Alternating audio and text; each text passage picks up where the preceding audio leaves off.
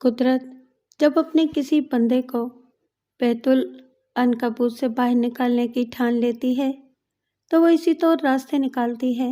وہ معصوم انسان بھی مکڑی کے جالے میں کچھ اس طرح پھنس گیا تھا کہ نکلنے کی کوئی راہ نظر نہیں آ رہی تھی، مگر اولاد کی دیواریں ہوں یا بیت العنکبوت، اگر رب چاہے تو فرار بھی ممکن ہے اور حصار بھی، اور اس کے لیے وہ ہمیشہ کسی نہ کسی رہنما کو اس کے درمیان بھیج دیتا ہے، جیسے کہ اس کیس میں مرزا امجد بیگ نے انتہائی ایمانداری اور باریک بینی سے ہر پہلو کو اجاگر کر کے اپنی وکالت کا بھرم بھی رکھا اور اس معصوم بے قصور انسان کو سرخ روئی سے بری بھی کرا لیا۔ السلام علیکم لسنرز، آئیے ایڈوکیٹ مرزا امجد بیگ کی ایک نئی کوٹ کہانی سنتے ہیں جس کا عنوان ہے بیت العنکبوت۔ تو آئیے شروع کرتے ہیں۔ اس سال برکھا رت کراچی والوں کو بڑا دل فریب چکمہ دے گئی تھی۔ ایسا محسوس ہوتا تھا جیسے وہ کچھ زیادہ ہی جلدی میں تھی، پتہ ہی نہیں چلا وہ کب آئی اور کہاں چلی گئی۔ موسم برسات کی امید لگائے لوگ مے کے انتظار میں سوکھ گئے تھے۔ ایسی ہی ایک بے آب و رنگ شام میں اپنے آفس میں بیٹھا ہوا تھا کہ ایک دیرینہ شناسا کافی عرصے کے بعد مجھ سے ملنے آ گیا۔ میں نے خوش دلی سے اس کا استقبال کیا اور اپنائیت بھرے لہجے میں کہا، ہادی صاحب کہاں غائب ہیں؟ عید کا چاند بھی سال میں ایک بار دیدار کرا دیتا ہے اور آپ، اگر میں غلطی پر نہیں تو کئی سال کے بعد آپ کی صورت دکھائی دی ہے۔ میرے اس تعلقدار کا نام شکیل باری تھا۔ وہ شیر شاہ کے علاقے میں دھاگے کا کاروبار کرتا تھا۔ مختلف ٹیکسٹائلز مل سے اس کے معاملات چلتے رہتے تھے۔ آپ غلط نہیں کہہ رہے بیگ صاحب، وہ تائیدی انداز میں سر ہلاتے ہوئے بولا، اس بار واقعی کافی عرصے کے بعد ہماری ملاقات ہو رہی ہے۔ بات دراصل یہ ہے جناب کہ کسی سیانے کا قول ہے کہ ڈاکٹر، وکیل اور پولیس والوں کے پاس انسان اسی وقت جاتا ہے جب زندگی کا معاملہ اس کے دائرۂ اختیار سے باہر ہو جاتا ہے۔ درست فرمایا آپ نے باری صاحب، میں نے معنی خیز انداز میں کہا، تو میں کیا سمجھوں کہ اس بار بھی کسی اور کا دکھ آپ کو میرے پاس لے آیا ہے، یا خدا نخواستہ آپ کے ساتھ؟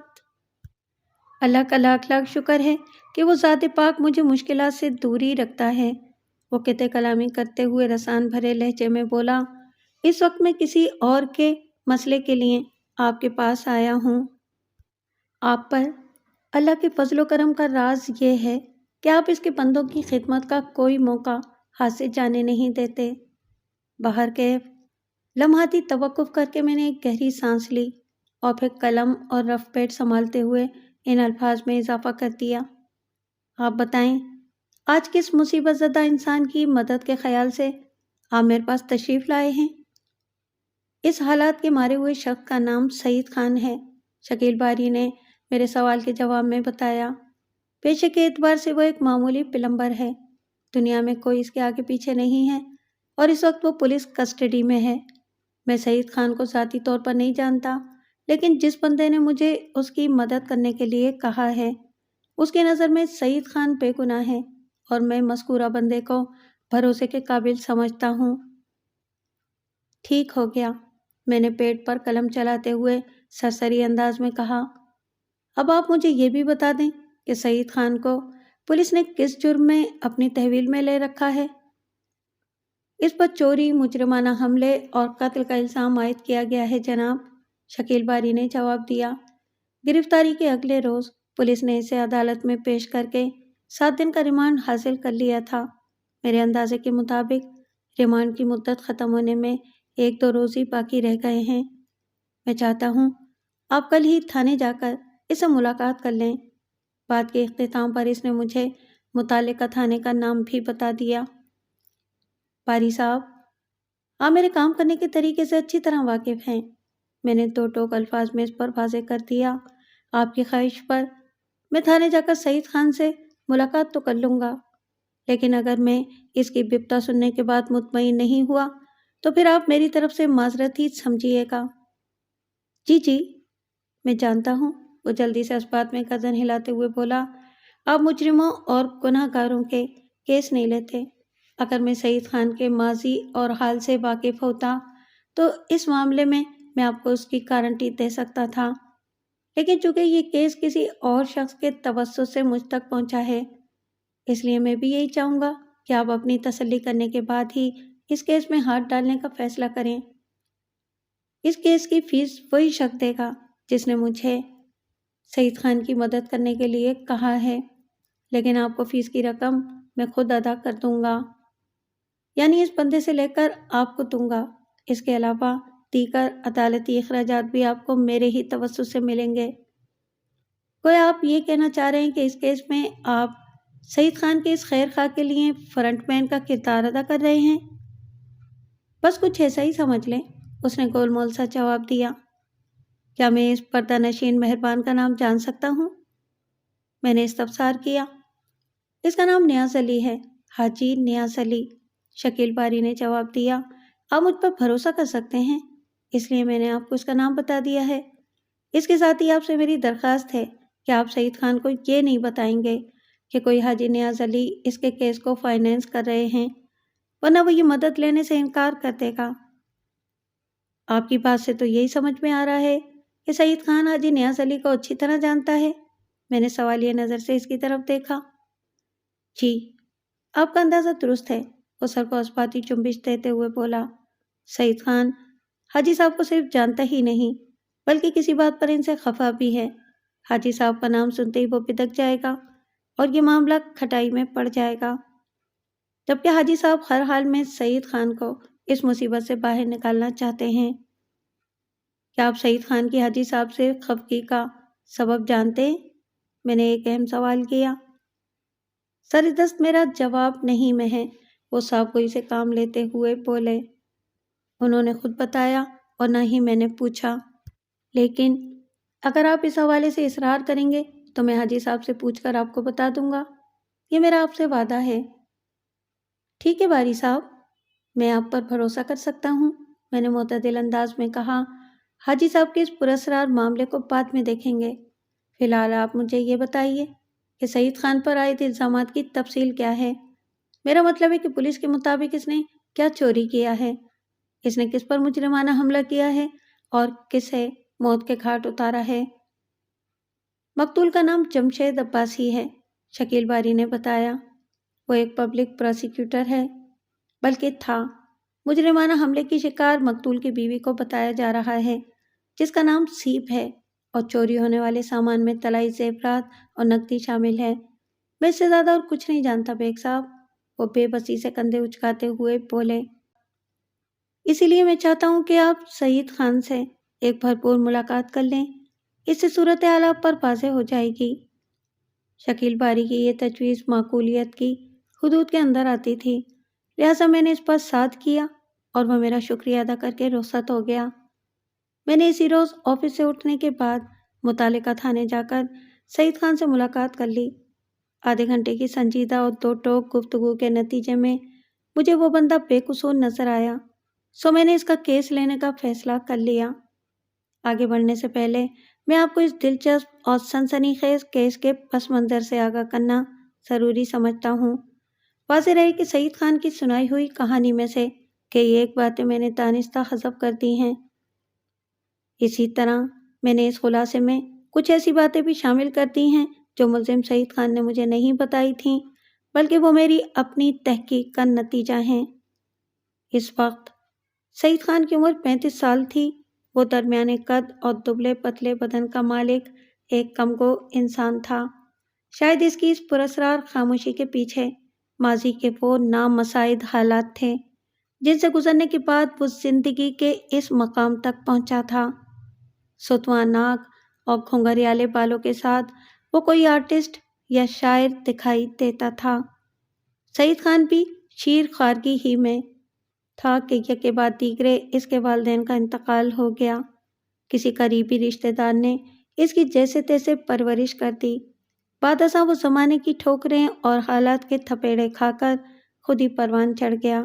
کوئی باقاعدہ سرپرستی میسر نہ آنے کے سبب وہ باقاعدہ تعلیم تو حاصل نہ کر سکا، تاہم اس نے اپنی مدد آپ کے تحت اردو لکھنا پڑھنا سیکھ لیا تھا۔ اس واجبی سی تعلیم کے ساتھ اس کا کام چل جاتا تھا۔ اس نے اپنی گزر بسر کے لیے پلمبرنگ کا کام سیکھ لیا تھا۔ وہ لائنز ایریا میں رہتا تھا اور اس نے ابھی تک شادی نہیں کی تھی۔ اس جھمیلے میں پھنسنے سے پہلے بھی وہ ایک بار جیل کی ہوا کھا چکا تھا۔ ان دنوں وہ ایک بلڈر کے پاس کام کرتا تھا۔ کسی تعمیراتی پروجیکٹ پر کچھ سامان چوری ہو گیا تھا، جس کا الزام سعید خان پر آیا تھا۔ مسروقہ سامان کی قیمت 5,000 سے کچھ زیادہ نہیں تھی، تاہم بلڈر کے چمچے یعنی اس سائٹ کے سپروائزر نے اسے لگ بھگ 20,000 کی چوری قرار دے کر سعید خان کو پولیس کے حوالے کر دیا تھا۔ سعید خان چوری کی اس واردات میں ملوث نہیں تھا، لیکن سپروائزر سردار حسین نے اسے جیل بھجوا دیا تھا۔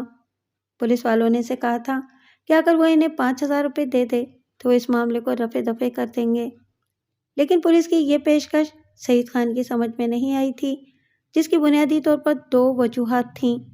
اول تو اس کے پاس 5,000 کی رقم تھی ہی نہیں، جس کا نذرانہ پولیس والوں کی خدمت میں پیش کر کے وہ اپنی جان چھڑا لیتا۔ دوئم، وہ خود کو قصوروار نہیں سمجھتا تھا، اس لیے رشوت دے کر خود کو بچانے کا کوئی سوال ہی پیدا نہیں ہوتا تھا۔ بہرحال اسے 2 سال کی جیل ہو گئی تھی۔ 1 سال پہلے جب وہ جیل سے رہا ہو کر آیا تو فکر معاش اسے طارق روڈ کی کمرشل مارکیٹ میں لے گئی۔ زندہ رہنے کے لیے کچھ نہ کچھ تو کرنا تھا اور اسے صرف پلمبر ہی کا کام آتا تھا، لیکن ایک تلخ تجربے کے بعد اس نے کسی کنسٹرکشن کمپنی کا رخ نہیں کیا۔ وہ سوچ چکا تھا کہ اب وہ فری لانس کام کرے گا۔ اس نے کمرشل مارکیٹ میں ہارڈ ویئر اور الیکٹرانک کی تمام دکانوں پر جا کر اپنے ہنر کے بارے میں بتایا، جس کے نتیجے میں ایک ہارڈ ویئر والے نے اسے اپنے پاس رکھ لیا اور مختلف چھوٹے بڑے کاموں کے لیے اسے لوگوں کے گھروں میں بھیجنے لگا۔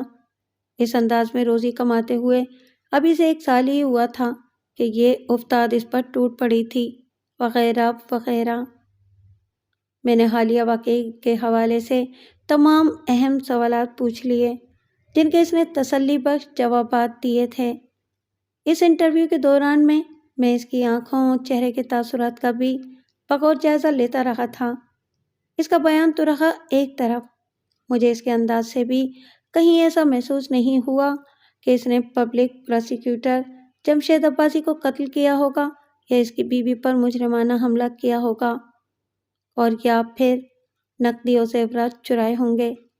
آخر میں نے اس کے ماضی کے حوالے سے ایک اہم سوال کیا۔ تم نے مجھے بتایا ہے کہ جب تم پر بلڈنگ مٹیریل کی چوری کا الزام لگا تھا تو پولیس نے تمہاری جان چھوڑنے کے لیے 5,000 روپے رشوت طلب کی تھی؟ میں نے اس کی آنکھوں میں دیکھتے ہوئے پوچھا۔ اس وقت تمہارے پاس 5,000 روپے نہیں تھے۔ فرض کرو اگر یہ رقم تمہارے پاس موجود ہوتی تو تم کیا کرتے؟ میں آپ کے سوال کو سمجھ گیا ہوں وکیل صاحب، اس نے اپنے لبوں پر پھیکی سی مسکراہٹ سجاتے ہوئے جواب دیا۔ اگر اس وقت واقعی میرے پاس 5,000 روپے ہوتے تو میں تب بھی رشوت دے کر خود کو بچانے کی کوشش نہ کرتا، کیونکہ میں نے وہ بلڈنگ مٹیریل چوری نہیں کیا تھا۔ وہ سپروائزر سردار حسین کی میرے خلاف ایک گھناؤنی ساز باز تھی، لہٰذا میں نے اپنا معاملہ اللہ پر چھوڑ دیا تھا۔ جب میں نے کوئی جرم کیا ہی نہیں تھا تو پھر ڈرنا کیسا؟ اللہ پاک تو سب جانتے ہیں نا۔ تم ٹھیک کہہ رہے ہو سعید خان، میں نے اس کے جواب سے متاثر ہو کر معتدل انداز میں کہا۔ پروردگار عالم دلوں کا حال اور نیتوں کی چال سے بخوبی آگاہ ہے۔ اسی کے کرم کے نتیجے میں تمہاری وکالت کے لیے راضی ہوا ہوں۔ اب تم بالکل بے فکر ہو جاؤ، سب سنبھال لوں گا۔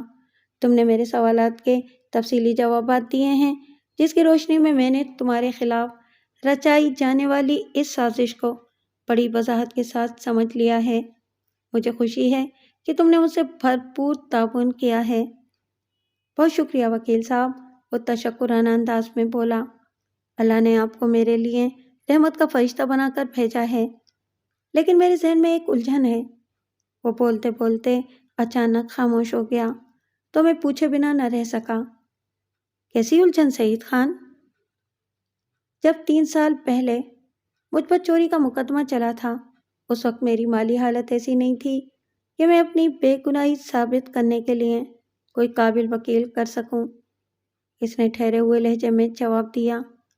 گورنمنٹ کی طرف سے مجھے جو وکیل مہیا کیا گیا تھا، اسے وکیل صفائی کے بجائے وکیل تباہی کہنا زیادہ مناسب ہوگا، کیونکہ اس نے مجھے بے گناہ ثابت کرنے کے لیے کوئی کوشش ہی نہیں کی تھی، جس کے نتیجے میں وکیل استغاثہ کا پلڑا بھاری رہا اور عدالت سے میں 2 سال کی سزا پا کر جیل چلا گیا تھا۔ کیا میں آپ سے ذاتی نوعیت کا ایک سوال پوچھ سکتا ہوں وکیل صاحب؟ ہاں ہاں، کیوں نہیں، میں نے نرم لہجے میں کہا۔ میں آپ کا موکل اور آپ میرے وکیل ہیں۔ وہ متذبذب نظر سے مجھے دیکھتے ہوئے بولا، اور یہی میری الجھن کا سبب ہے جناب، کیونکہ میں نے تو آپ کی خدمات حاصل ہی نہیں کی۔ کیا آپ کی سرکار کی طرف سے میرے وکیل مقرر ہوئے ہیں؟ اور ایسی کوئی بات نہیں ہے سعید خان۔ قبل اس کے کہ میں کچھ کہتا، وہ بولا، وکیل صاحب، کیا آپ بھی میرا بیڑا غرق کرنے آئے ہیں؟ میں نے اس کی بات کاٹ دی اور اپنائیت بھرے لہجے میں کہا، مجھے ایک فلاحی تنظیم نے تمہارا کیس لڑنے کی پیشکش کی ہے اور اس کام کے لیے میں نے تنظیم سے باقاعدہ فیس بھی وصول کی ہے، لہٰذا تم اپنے ذہن کو ہر قسم کے خدشات اور اندیشہ خائد دور دراز سے پاک کر لو۔ میں تمہارا دفاع کروں گا اور ڈنکے کی چوٹ پر میں یہ کام کروں گا۔ میری بات سمجھ میں آ رہی ہے نا؟ سعید خان کے چہرے پر اطمینان جھلکنے لگا۔ بہت شکریہ وکیل صاحب، اس نے اس بات میں گردن ہلاتے ہوئے میرے آخری جملے کا جواب دیا۔ میں سمجھ گیا، اللہ تعالیٰ نے آپ کو میری مدد کے لیے بھیجا ہے۔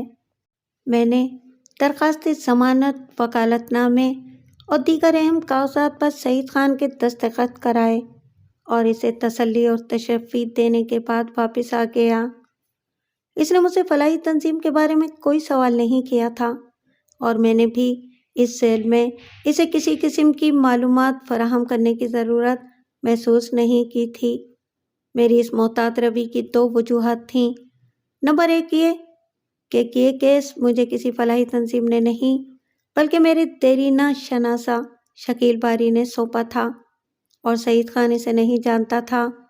نمبر 2 اس کیس کو چلانے سے جیتنے تک کی تمام مالی ذمہ داری حاجی نیاز علی نے اپنے سر لے رکھی تھی اور میں اپنے موکل کو حاجی صاحب کے بارے میں کچھ بھی نہیں بتا سکتا تھا، وغیرہ وغیرہ۔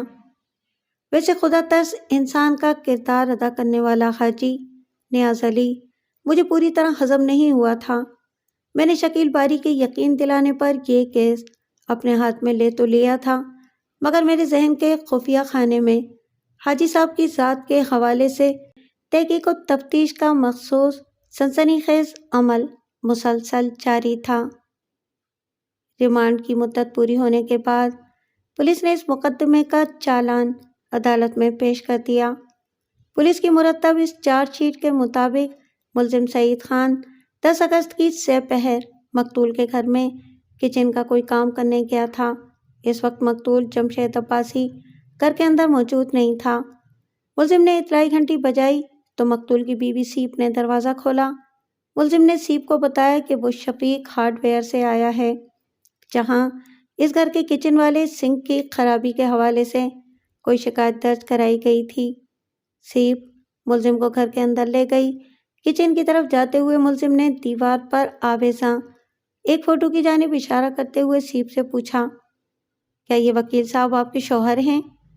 سیپ نے اس بات میں جواب دیا اور بتایا کہ عباسی صاحب اس وقت گھر میں موجود نہیں ہیں، وہ ایک مشہور سرکاری وکیل ہیں، اس لیے بہت زیادہ مصروف رہتے ہیں۔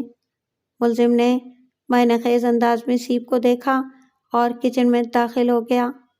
سیپ اپنے بیڈ روم میں چلی گئی۔ چند منٹ کے بعد ملزم سیپ کے بیڈ روم میں پہنچ گیا اور اس کے ساتھ بدتمیزی کرنے لگا۔ سیپ اپنی جان اور عزت بچانے کی کوشش کر ہی رہی تھی کہ اس کا شوہر یعنی مقتول گھر آ گیا۔ اس نے ملزم کو اپنی بیوی کی حرمت پر ہاتھ ڈالتے دیکھا تو آگ بگولا ہو گیا۔ اگلے ہی لمحے وہ دونوں دستوں گریباں ہو گئے۔ ملزم کو جیسے ہی موقع ملا اس نے مقتول کو بیڈ پر پھینک دیا۔ قبل اس کے کہ مقتول سنبھل کر اٹھ پاتا، ملزم نے یکے بعد دیگرے اس پر 2 فائر کیے اور اس کے ساتھ ہی پستول کا دستہ سیپ کے سر پر رسید کر دیا۔ سیپ اپنا سر تھام کر بیڈ روم کے فرش پر ڈھیر ہو گئی۔ اس کے بعد ملزم نے مقتول کے گھر سے طلائی زیورات اور نقدی چرائی اور جائے وقوع سے فرار ہو گیا۔ سیپ کے بیان کے مطابق ملزم نے اس گھر سے لگ بھگ 30,000 روپے مالیت کے طلائی زیورات اور کم و بیش 25,000 روپے کے کرنسی نوٹ اڑا لیے تھے۔ مقتول جمشید عباسی موقع پر ہی ہلاک ہو گیا تھا۔ ملزم کی چلائی ہوئی ایک گولی اس کی کھوپڑی کے عقبی حصے میں پیوست ہوئی تھی اور دوسری اس کی پشت پر عین دل کے عقب میں لگی تھی، جو گوشت کو چیرتے ہوئے دل کے اندر جا گھسی تھی۔ دل اور دماغ میں گولی لگنے کے باعث جمشید عباسی فوراً سے پیشتر اس دنیا سے اس دنیا کی جانب روانہ ہو گیا تھا۔ پولیس کا تیار کردہ چالان فل سائز کے 4 صفحات پر مشتمل تھا۔ میں نے اس میں سے چیدہ اور اہم باتیں یہاں بیان کی ہیں تاکہ اس تقاضا کا موقف آپ پر واضح ہو جائے۔ عدالتی کارروائی کا آغاز ہوا تو میں نے اپنی پاور یعنی وکالت نامے کے ساتھ ہی ملزم کی درخواست ضمانت جج کے سامنے رکھ دی اور ٹھہرے ہوئے لہجے میں کہا، جناب عالی، میرا موکل ایک مزدور پیشہ غریب آدمی ہے۔ اسے ایک سوچی سمجھی سازش کے تحت اس مقدمے میں پھنسایا گیا ہے۔ معزز عدالت سے میری استدعا ہے کہ ملزم کی درخواست ضمانت کو منظور کرتے ہوئے عدالتی کارروائی کو آگے بڑھایا جائے۔ وکیل استغاثہ اٹھ کر کھڑا ہو گیا۔ یور آنر، اس نے ملزم کی درخواست ضمانت کے خلاف دلائل دیتے ہوئے تیز لہجے میں کہا، ملزم کا مزدور پیشہ اور غریب ہونا اس بات کی صنعت نہیں ہے کہ وہ ایک امن پسند اور شریف چہری بھی ہے۔ اس تقاضا کے حساب سے وہ ایک عادی مجرم ہے۔ کورٹ، تھانہ اور جیل کا منہ دیکھنا اس کے لیے کوئی نئی بات نہیں۔ وہ اس سے پہلے بھی 2 سال کی سزا کاٹ چکا ہے۔ جج نے ملزم سے پوچھا، کیا وکیل صاحب ٹھیک کہہ رہے ہیں؟ سعید خان نے اثبات میں گردن ہلانے پر اکتفا کیا۔ جج نے سوالیہ نظر سے مجھے دیکھتے ہوئے کہا، ڈیفینس؟ جناب عالی، یہ سچ ہے کہ میرا موکل 1 سال پہلے ہی جیل سے رہا ہوا ہے، لیکن وہ ایک نہ کردہ جرم کی پاداش تھی۔ ملزم کی مالی حیثیت ایسی نہیں تھی کہ وہ اپنے دفاع کے لیے کسی تجربے کار اور قابل وکیل کی خدمات حاصل کر سکتا۔ اس بیچارے کو جو گیا گزرا وکیل ملا تھا، وہ وکیل استغاثہ سے جا ملا تھا۔ مطلب یہ کہ وہ کیس یک طرفہ صورت اختیار کر گیا تھا، جس کے نتیجے میں میرے موکل کو 2 سال کی سزا ہو گئی تھی۔ لیکن اس زیر سماعت کیس کی نوعیت بالکل مختلف ہے۔ اب کی بار میں وکالت کا توازن بگڑنے نہیں دوں گا۔ اس کیس کا فیصلہ انصاف کے اصولوں کے عین مطابق ہوگا۔ یور آنر، میرے فاضل دوست نے کیس کی نوعیت کے حوالے سے تو بالکل بجا فرمایا ہے۔ میں ان کی اس بات سے مکمل اتفاق کرتا ہوں کہ اب واقعتاً صورتحال کافی مختلف ہے۔ وکیل استغاثہ نے معائنہ خیز مگر سنجیدہ لہجے میں کہا، پہلے ملزم کو بلڈنگ مٹیریل کی چوری پر 2 سال کی جیل ہوئی تھی اور اب طلائی زیورات اور نقدی کی چوری کے علاوہ اس پر مجرمانہ حملے اور قتل کے الزامات بھی عائد ہیں۔ یہ تو خاصے گمبھیر اور سنگین معاملات ہیں جن کی سزا پھانسی یا عمر قید سے کم نہیں ہوگی۔ علاوہ ازیں لمحاتی توقف کر کے اس نے کہا، سابق کچھ ذکر کیس میں جس قانون دان شخص نے وکیل استغاثہ کا فرض ادا کیا تھا، اس کی حیثیت زیر سماعت کیس میں مقتول کی ہے۔ میں مقتول جمشید عباسی کی بات کر رہا ہوں جناب عالی، جنہوں نے بلڈنگ مٹیریل چوری کیس میں ملزم سعید خان کو 2 سال کی سزا دلوائی تھی۔ ملزم نے رہا ہونے کے بعد 1 سال تک منصوبہ بندی کی اور پھر موقع ملتے ہی وکیل استغاثہ جمشید عباسی کو موت کے گھاٹ اتار دیا۔ یہ جذبہ انتقام کی ایک انوکھی اور بھیانک مثال ہے۔ مقتول کے وکیل استغاثہ ہونے والی کہانی سعید خان نے مجھے تفصیل سے سنا دی تھی، لہذا موجودہ وکیل استغاثہ کے انکشاف نے مجھے چونکنے پر مجبور نہیں کیا۔ جناب عالی، وکیل سرکار فرما رہے ہیں کہ ملزم نے 1 سال تک جم کر منصوبہ بندی کی تاکہ وہ مقتول سے انتقام لے سکے۔ میں نے جج کی طرف دیکھتے ہوئے کہا، کیا میرے فاضل دوست اس سلسلے میں کوئی ٹھوس ثبوت پیش کر سکتے ہیں؟ اس سے زیادہ پختہ ثبوت اور کیا ہوگا؟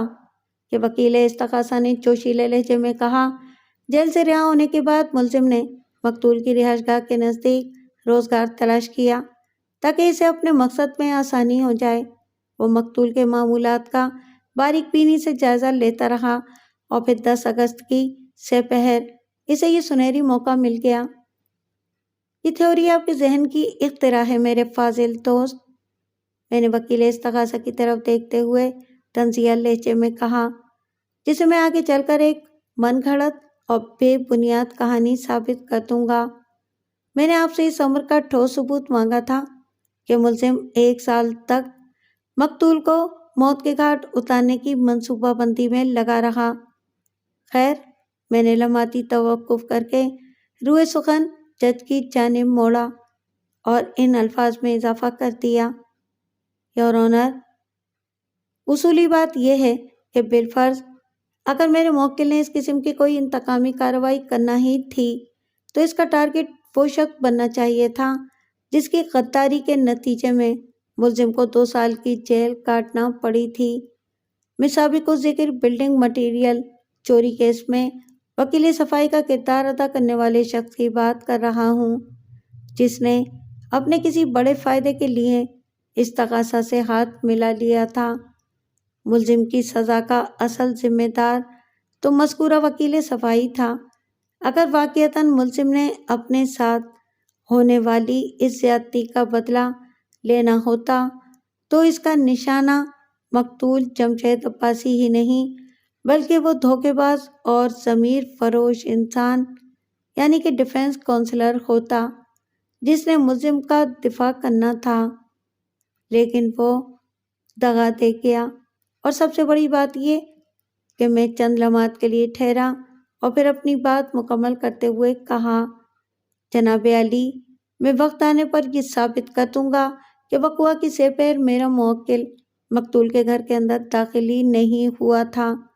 چوری، آبرو ریزی کی کوشش اور جمشید عباسی کے قتل کا تو سوال ہی پیدا نہیں اٹھتا۔ لہذا معزز عدالت سے میری پرزور اپیل ہے کہ میرے موکل کو ضمانت پر رہا کیا جائے تاکہ یہ بیچارہ معمول کی زندگی گزار سکے۔ That's all your owner. Your owner, وقت آنے پر تو استغاثہ بھی یہ ثابت کر دے گا کہ وقوع کی سہ پہر ملزم نہ صرف مقتول کے گھر میں داخل ہوا تھا بلکہ اس نے اپنا مقصد حاصل کرتے ہوئے صاحب خانہ جمشید عباسی کی زندگی کا چراغ بھی گل کر دیا تھا۔ وکیل استغاثہ نے ملزم کی ضمانت رکوانے کے سلسلے میں اپنی تگ و دو جاری رکھتے ہوئے پرجوش انداز میں کہا، اور اس سے پہلے اور بعد کی کہانی بھی غور طلب ہے۔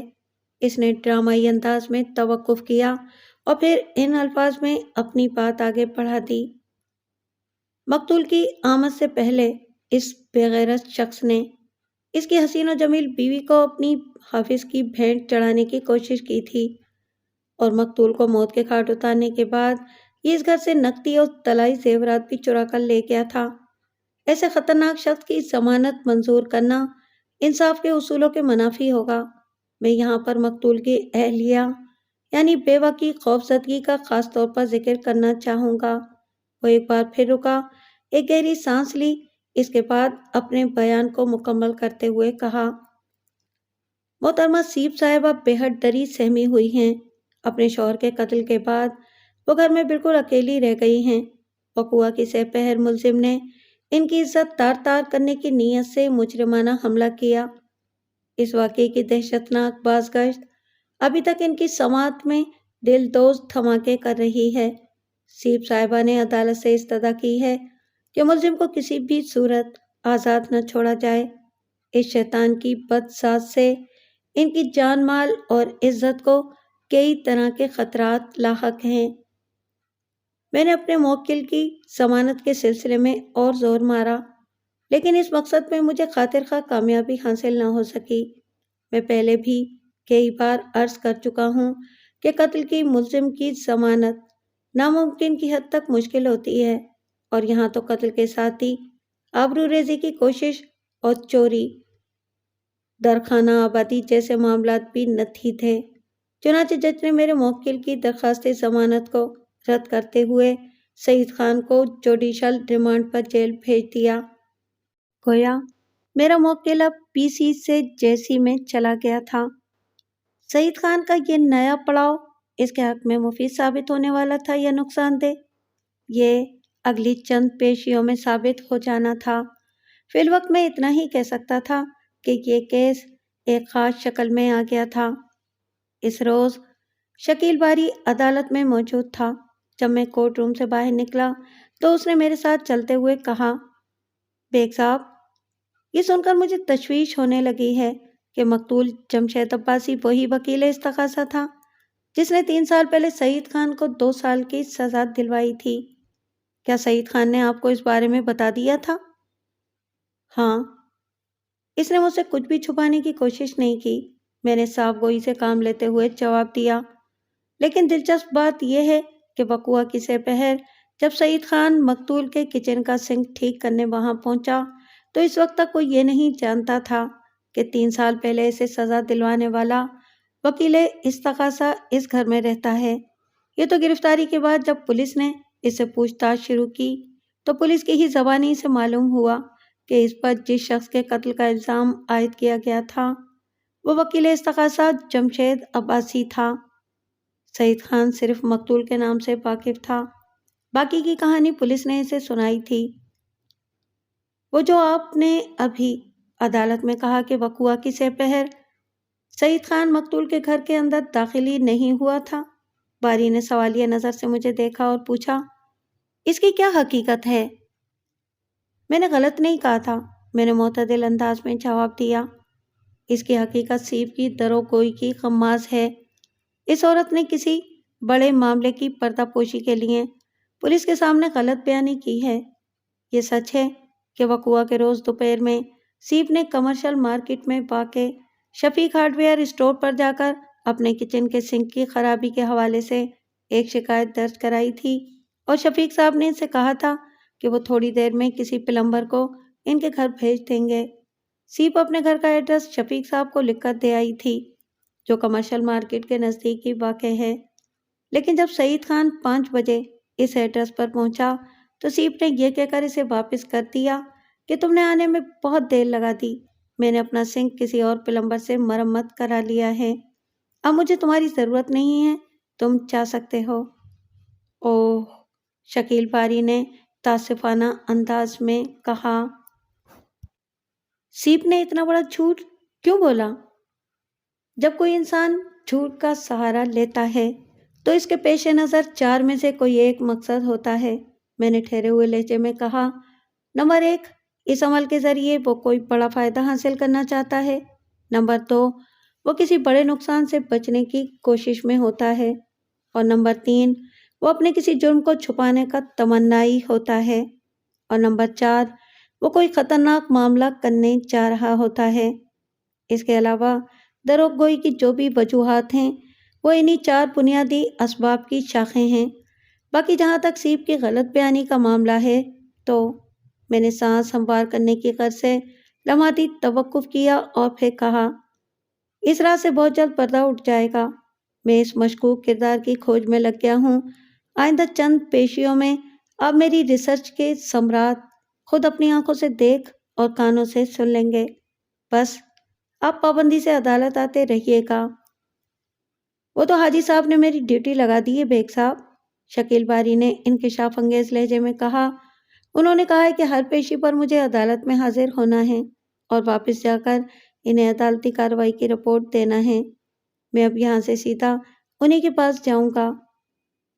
لگتا ہے، میں نے شکیل باری کی آنکھوں میں دیکھتے ہوئے کہا، آپ حاجی صاحب کی بہت سنتے ہیں۔ بیگ صاحب، دوستی میں سننا سنانا تو لازم سی بات ہے، اس نے معتدل انداز میں جواب دیا۔ انہوں نے بھی کبھی میری کوئی بات نہیں ٹالی، پھر میں ان کی خواہش کو بھلا کیسے رد کر سکتا ہوں؟ وہ سعید خان کے لیے بہت زیادہ فکر مند ہیں۔ آپ کے یہ حاجی صاحب کام کیا کرتے ہیں؟ میں نے اپنے دماغ میں گھومنے والا ایک اہم سوال شکیل باری کی سماعت پر داغ دیا، اور وہ ایک مزدور پیشہ معمولی سے انسان سعید خان کے کیس میں اتنی زیادہ دلچسپی کیوں لے رہے ہیں؟ میں آپ کے آفس سے اس روز سیدھا حاجی صاحب ہی کے پاس گیا تھا۔ بیگ صاحب، اس نے گہری سنجیدگی سے جواب دیا، میں حاجی نیاز علی کے بزنس کے بارے میں تو اچھی طرح جانتا ہوں، لیکن سعید خان کی ذات میں ان کی فکر مندی، میرے لیے بھی ایک سوال تھی، سو میں نے یہ سوال کرنے میں کوئی جھجک محسوس نہیں کی۔ جواب میں انہوں نے مجھے جو کچھ بتایا وہ ایک نصیحت آموز انکشاف ہے۔ حاجی صاحب واقعی ایک اعلیٰ ظرف انسان ہیں۔ میں پوچھے بنا نہ رہ سکا، حاجی صاحب نے آپ کو ایسا کیا بتا دیا تھا؟ حاجی نیاز علی ایک بلڈر ہیں، شہر کے مختلف حصوں میں ان کے کنسٹرکشن پروجیکٹ چلتے رہتے ہیں۔ شکیل باری نے ٹھہرے ہوئے لہجے میں جواب دیا۔ جب سعید خان پر تعمیراتی سامان کی چوری کا الزام لگا، یہ بندہ حاجی صاحب ہی کے ایک پروجیکٹ میں کام کر رہا تھا۔ مذکورہ پروجیکٹ کا سپروائزر سردار حسین نامی ایک شخص تھا، جسے سعید خان کی بالکل نہیں بنتی تھی، بلکہ یوں سمجھ لیں کہ سردار حسین سعید خان سے شدید نفرت کرتا تھا، اور اسی نے ایک سازش کے تحت سائٹ سے کچھ بلڈنگ مٹیریل چوری کروانے کے بعد سعید خان کو گرفتار کروا دیا تھا۔ ان دنوں حاجی صاحب حج کی ادائیگی کے لیے سعودی عربیہ گئے ہوئے تھے۔ ویسے بھی وہ سائٹ کے معاملات میں براہ راست مداخلت کرنے کے عادی نہیں ہیں۔ وہ اپنے سپروائزر پر بھروسہ کرتے ہیں، لیکن چند ماہ پہلے سردار حسین کا ایک بڑا گھپلہ حاجی صاحب کے علم میں آ گیا، اور جب انہوں نے اس سپروائزر کے بارے میں تحقیقات کرائیں تو پتہ چلا کہ وہ تو کافی عرصے سے حاجی صاحب کو دونوں ہاتھوں سے چونا اور کتھا لگا رہا تھا۔ اسی تفتیشی کارروائی کے دوران میں یہ انکشاف بھی ہوا کہ سعید خان بھی سردار حسین کی سازش کا شکار ہو کر 2 سال کے لیے جیل گیا تھا۔ وہ لمحے بھر کے لیے رکا، ایک آسودہ سانس خارج کی، اور پھر اپنی بات کو مکمل کرتے ہوئے بولا، سعید خان اور اسی کے جیسے دیگر محنت کش متاثرین کے لیے حاجی صاحب کے دل میں نرم گوشہ تو پہلے ہی ہے۔ پھر جب سعید خان کی حالیہ گرفتاری والا معاملہ سامنے آیا تو وہ اس کی درپردہ مدد کے لیے بےتاب ہو گئے، اور انہوں نے یہ نیک کام میرے ذمے لگا دیا۔ اپنا نام انہوں نے اس لیے سیغہ راز میں رکھا کہ کہیں سعید خان ان کے تعاون کو نفرت سے ٹھکرا نہ دے۔ وہ حاجی صاحب کی کنسٹرکشن کمپنی کو اپنی گرفتاری اور ذلت و رسوائی کا ذمہ دار سمجھتا ہے۔ میرے خیال میں اب آپ حاجی صاحب کی اس خفیہ مہربانی کا مقصد اچھی طرح سمجھ گئے ہوں گے۔ ہاں بالکل، میں نے اس بات میں گردن ہلاتے ہوئے جواب دیا۔ آپ کی وضاحت سے تو یہی ظاہر ہوتا ہے کہ حاجی نیاز علی واقعتاً ایک ہمدرد اور نیک انسان ہیں، جو وہ سعید خان کے ساتھ ہونے والی زیادتی کی تلافی اس طرح کر رہے ہیں کہ سعید خان کی عزت نفس بھی مجروح نہ ہو اور اس کا بھلا بھی ہو جائے۔ میں نے لمحاتی توقف کر کے پارکنگ لاٹ میں کھڑی اپنی کار کی طرف دیکھا، پھر ان الفاظ میں اضافہ کر دیا، جب ہم یہ کیس جیت جائیں گے تو میں سعید خان کو حاجی صاحب کی اس انسان دوستی اور بے لوث مہربانی کے بارے میں ضرور بتاؤں گا، اور اسے حاجی صاحب سے ملوا بھی دوں گا۔ ضرور، کیوں نہیں؟ وہ مسکراتے ہوئے بولا۔ میں نے شکیل باری سے الوداعی مصافحہ کیا اور اپنی گاڑی کی سمت بڑھ گیا۔ ماہ ستمبر کے اواخر میں اس کیس کی باقاعدہ سماعت شروع ہوئی۔ اس پیشی پر جج نے فرد جرم پڑھ کر سنائی۔ ملزم نے صحت جرم سے صاف انکار کر دیا۔ اس کے بعد ملزم کا بیان حلفی ریکارڈ کیا گیا۔ یہ بیان اس بیان سے کافی حد تک ملتا جلتا تھا جو اس سے پہلے سعید خان پولیس کو دے چکا تھا، بس اس نے میرے مشورے پر اس میں چند نئی چیزیں شامل کر لی تھیں جن کے اثرات دور رس اور افادیت مسلم تھی۔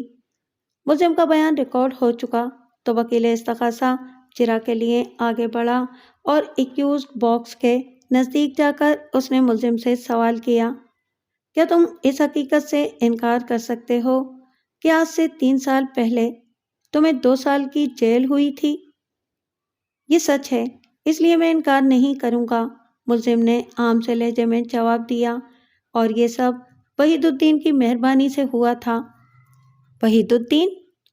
وکیل استغاثہ نے الجھن زدہ نظر سے ملزم کو گھورا اور پوچھا، کون وحید الدین؟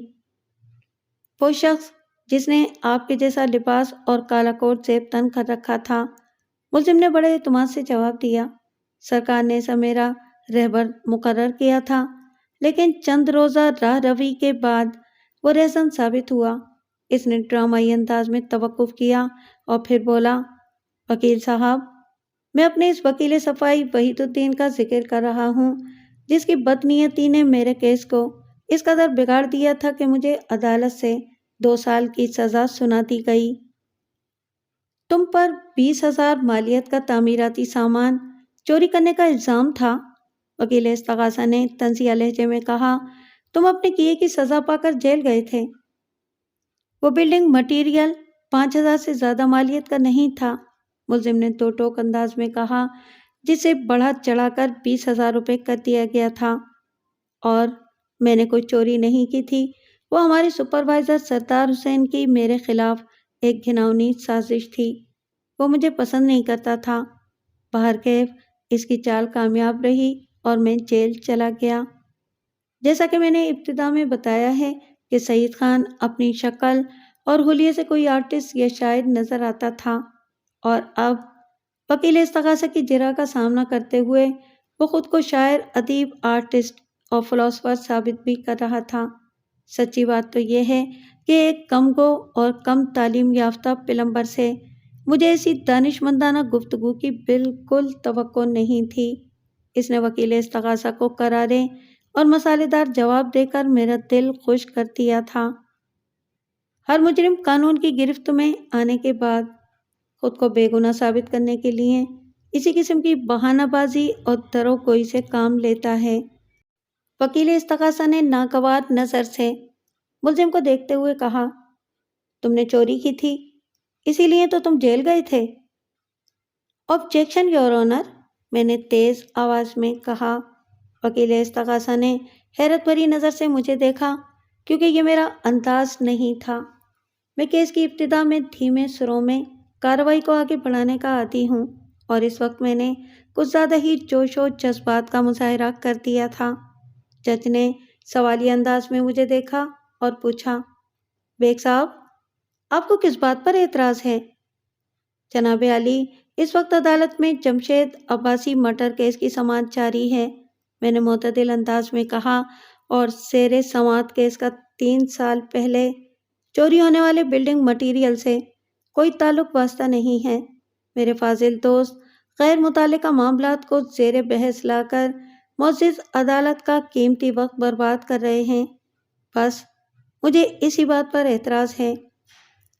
استغاثہ عدالت کو یہ بتانے کی کوشش کر رہا ہے کہ ملزم ایک عادی چور ہے، وکیل استغاثہ نے چمک کر کہا۔ ملزم کے حال کو سمجھنے کے لیے اس کے ماضی کا ذکر کرنا ضروری ہے۔ میں تو اس کیس کو محکم بنانے کی تگ و دو میں لگا ہوا ہوں۔ آپ کو اس پر اعتراض کیوں ہے؟ آپ کیس کو محکم بنانے کے بجائے اپنی کم علمی اور بے خبری کو چھپانے کی چارہ جوئی کر رہے ہیں جناب، میں نے کاٹدار آواز میں کہا۔ وکیل استغاثہ کی سمجھ میں کچھ نہ آیا۔ وہ الجھن زدہ ماندانہ نظر سے مجھے گھورنے لگا۔ جج نے مجھ سے پوچھا، بیگ صاحب، آپ پروسیکیوشن کی کون سی بے خبری اور کم علمی کا حوالہ دے رہے ہیں؟ جناب عالی، میرا موکل 3 سال پہلے جس جرم بے گناہی میں 2 سال کی جیل کاٹ چکا ہے، اب اس معاملے کا پوسٹ مارٹم ہو چکا ہے، میں نے ٹھہرے ہوئے لہجے میں جواب دیا۔ سپروائزر سردار حسین نے ذاتی رنجش کے چکر میں میرے موکل کو ایک سازش کے تحت چوری کے اس جھوٹے مقدمے میں الجھایا تھا، اور مکافات عمل کی کرشمہ کاری نے چند ماہ پہلے اس سپروائزر کو جیل کی سلاخوں کے پیچھے پہنچا دیا ہے۔ سردار حسین نے اپنے باس حاجی نیاز علی بلڈر کے ساتھ ایک بہت بڑا فراڈ کیا تھا۔ اس کا وہ عظیم غبن حاجی صاحب کی پکڑ میں آ گیا، اور انہوں نے فی الفور سردار حسین کو پولیس کے حوالے کر دیا۔ جب پولیس نے سردار حسین کو اپنی میزبانی کے لطف و عنایات سے سرفراز کیا، تو اس نے حاجی صاحب کو لاکھوں روپے کے غبن کے علاوہ اپنی دیگر بدعمالیوں کا اقبال بھی کر لیا۔ اس کے چھوٹے بڑے تمام جرائم کی فہرست میں ذاتی ناپسندیدگی کی بنا پر میرے موکل کو بلڈنگ مٹیریل کی چوری کے الزام میں 2 سال کے لیے جیل بھجوانا بھی شامل ہے۔ میں نے لمحاتی توقف کیا اور پھر وکیل استغاثہ کے احساس پر ایک کاری ضرب لگائی۔ میرے فاضل دوست، لگتا ہے کہ آپ سرکاری کیسز کی پیروی میں اس قدر مصروف رہنے لگے ہیں کہ کورٹ نیوز کی طرف سے آپ کا دھیان ہٹ گیا ہے۔ عدالت کی خبروں سے ٹچ میں رہا کریں، یہ ہمارے پیشے کے لیے اکثیر سے کم نہیں ہوتی۔ وکیل استغاثہ نے میری اس جرت وکیلانہ پر پلٹ کر کوئی اچھا برا جواب نہیں دیا، حالانکہ اس کی آنکھوں سے چھلکتے اناد اور چہرے پر چمکتی نفرت سے تو یہی ظاہر ہو رہا تھا کہ اگر میں اس کے خطے چڑھ جاؤں تو کیچپ کا تکلف کیے بغیر وہ مجھے کچا ہی چبا ڈالے گا۔ Objection sustain. جج نے وکیل استغاثہ کی پراسرار اور شکست خوردہ خاموشی کے پیش نظر میرے اعتراض کو درست و جائز جانتے ہوئے اسے تاکید کی۔ پراسیکیوشن اپنے سوالات کو زیر سماعت کیس تک محدود رکھتے ہوئے عدالتی کارروائی کو آگے بڑھائے۔ جج کے اس واضح حکم کے بعد وکیل استغاثہ کے پاس گڑے مردے اکھاڑنے اور پچھاڑنے کا کوئی معقول جواز باقی نہیں رہا تھا، لہٰذا وہ ملزم سے وہی سوالات کرنے لگا جو چارج شیٹ کے مضمون کا لازمی حصہ تھے۔ وکیل استغاثہ نے اس کیس کے ملزم اور میرے موکل سعید خان پر اپنی جرح موقوف کرتے ہوئے مجھ سے کہا، یور وٹنس پلیز۔ وٹنس نہیں، میرا کلائنٹ، میں نے تیکھے اور چپنے والے لہجے میں کہا اور سعید خان کی طرف بڑھتے ہوئے نہایت ہی مختصر جرح کی۔ میں نے پوچھا، سعید خان، اس وقت تمہاری عمر کتنی ہے؟ 35 سال، اس نے جواب دیا۔ تمہارا قد؟ 5 فٹ اور 7 انچ۔ وزن؟ میں نے سوال کیا۔ 55 کلو گرام، اس نے بتایا۔ میں نے روئے سخن جج کی جانب موڑتے ہوئے معتدل انداز میں کہا، مجھے اس کیس کے ملزم سے اور کچھ نہیں پوچھنا۔ پراسیکیوشن۔ جج نے وکیل استغاثہ کی طرف دیکھتے ہوئے کہا، استغاثہ کی جانب سے 4 گواہوں کی ایک مختصر سی فہرست دائر کی گئی تھی، لیکن میں یہاں پر صرف انہی گواہوں کا ذکر کروں گا جن کے بیان کی اس کیس کے حوالے سے کوئی اہمیت ہوگی۔ یور آنر، میں سب سے پہلے اپنے گواہ شاکر علی کو پیش کرنا چاہوں گا، وکیل استغاثہ نے کہا۔ شاکر علی ایک لحاظ سے اس افسوسناک واقعے کا عینی شاہد بھی ہے۔ پرمیشن گرانٹڈ، جج نے کہا۔ جج کی اجازت ملتے ہی استغاثہ کا گواہ شاکر علی وٹنس اسٹینڈ پر آ کر کھڑا ہو گیا۔ شاکر علی کی عمر 30 کے آس پاس رہی ہوگی۔ پیشے کے اعتبار سے وہ ایک پھیری والا تھا۔ اس کا قد کاٹ اور صحت قابل رشک تھی۔ جب وہ سچ بولنے کا حلف اٹھا چکا تو وکیل استغاثہ نے اپنا کام شروع کر دیا۔ شاکر علی، وکیل استغاثہ نے اپنے گواہ سے سوال کیا، وقوعہ کے روز تم نے کیا سنا اور کیا دیکھا تھا؟ میں اس وقت اپنے ٹھیلے کے ساتھ سوسائٹی کی ایک گلی سے گزر رہا تھا، گواہ نے جواب دیا۔ پہلے میں نے ایک گھر کے اندر سے گولیاں چلنے کی آواز سنی، پھر ایک بندے کو دروازے سے نکل کر مسجد کی طرف جاتے دیکھا۔ وہ بندہ خاصا گھبرایا ہوا تھا اور وہ چلنے سے زیادہ دوڑ رہا تھا۔ میرے دیکھتے ہی دیکھتے وہ مسجد والی گلی میں غائب ہو گیا تھا۔ تمہارے دیکھتے ہی دیکھتے وہ شخص مسجد والی گلی میں غائب ہو گیا تھا؟ وکیل استغاثہ نے معنی خیز انداز میں کہا اور گواہ سے استفسار کیا، کیا تمہارے دیکھتے ہی دیکھتے وہ مفرور شخص اس عدالت میں ظاہر ہو سکتا ہے؟ کیوں نہیں وکیل صاحب، گواہ نے ملزم کی طرف انگلی سے اشارہ کرتے ہوئے ترنت جواب دیا، وہ یہی بندہ تھا۔ کیا تم پورے یقین کے ساتھ کہہ رہے ہو کہ وقوعہ کے روز مقتول کے گھر سے جو بندہ افراتفری کے عالم میں باہر نکلا تھا وہ ملزم سعید خان ہی تھا؟ میں اس وقت اس بھگوڑے کا نام تو نہیں جانتا تھا، مگر اس بات کا مجھے پکا یقین ہے کہ وہ یہی تھا، گواہ نے بتایا۔ اس کا مطلب ہے کہ تم نے اسے بڑے غور سے دیکھا تھا؟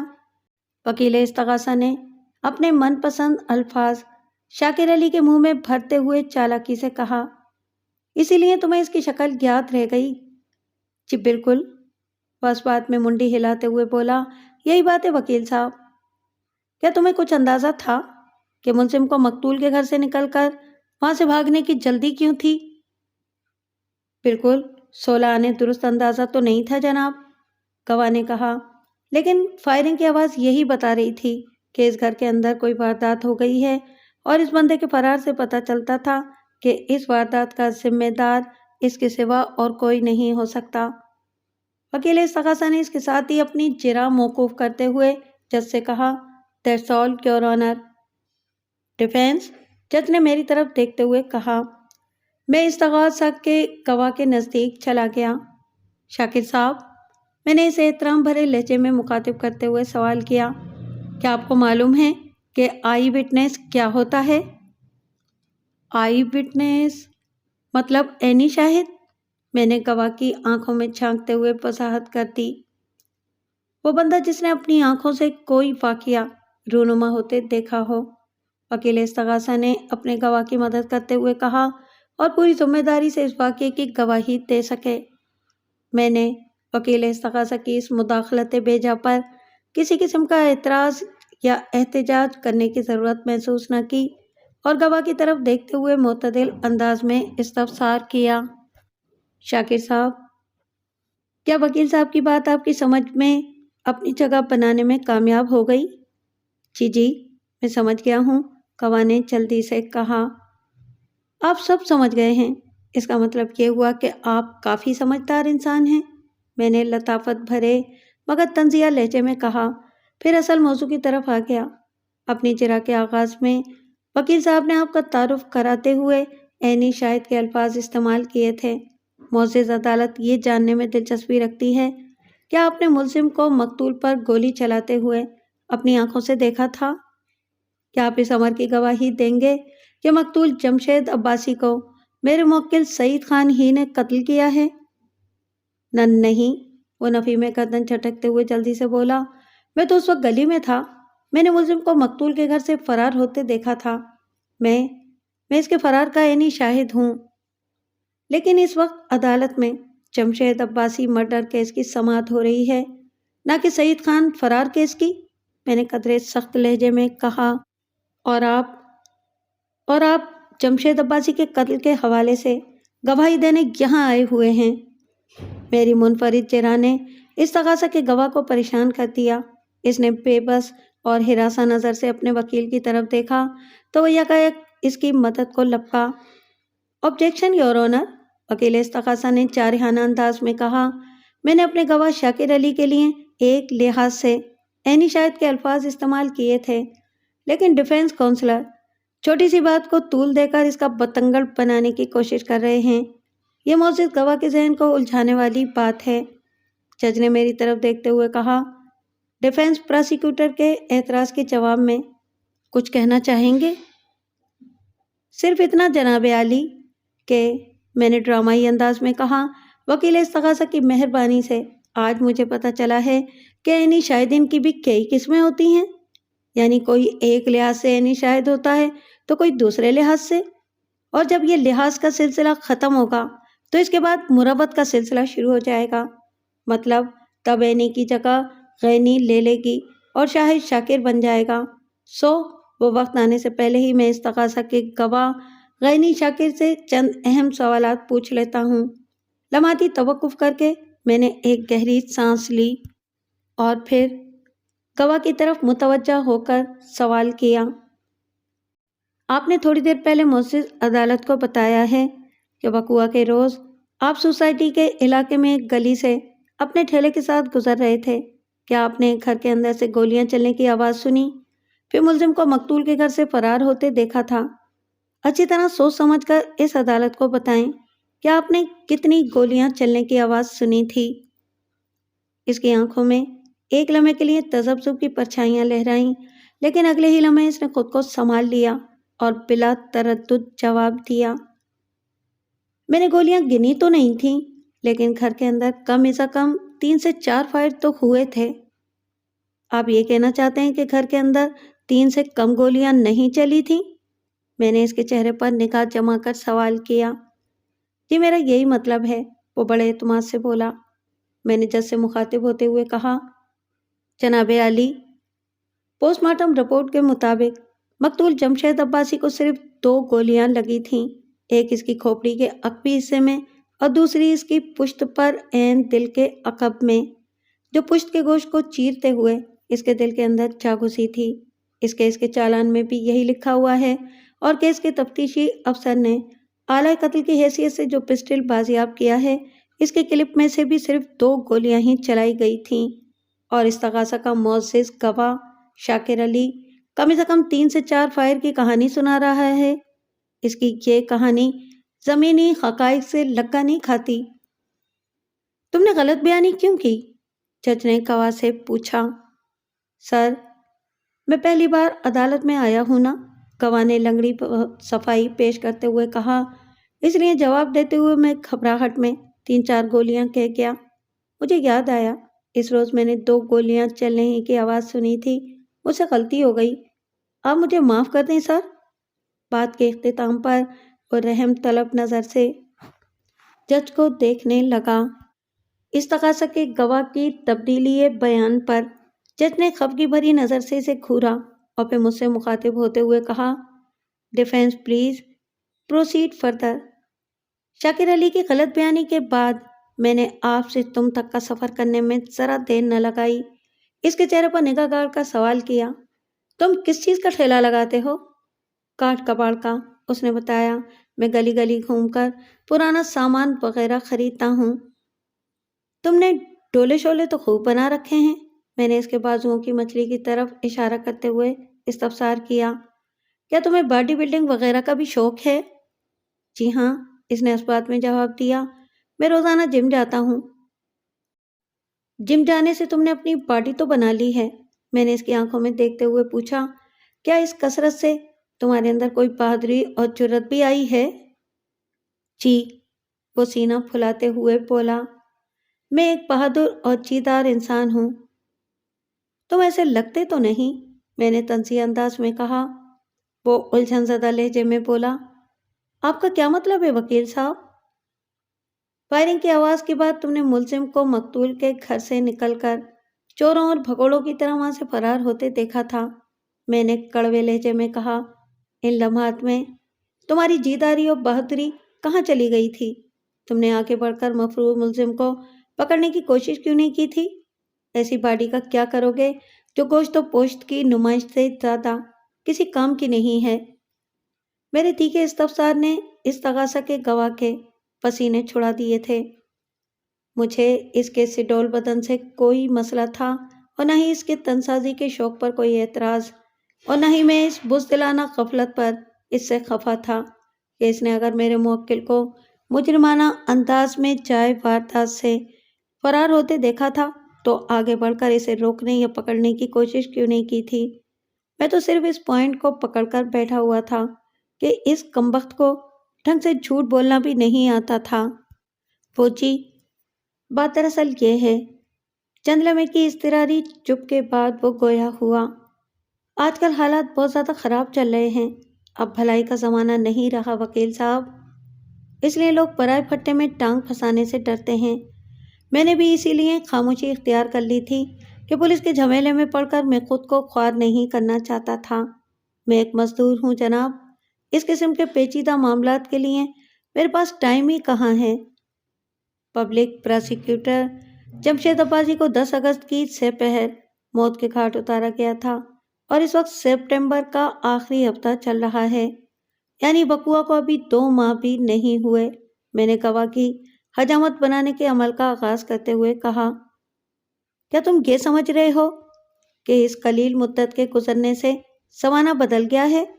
اب پرائے پھٹے میں ٹانگ پھنسانا، کیا تم کسی زیر سماعت کیس میں غینی شاکر کی حیثیت سے جھوٹی گواہی دینے کے لیے جا سکتے ہو؟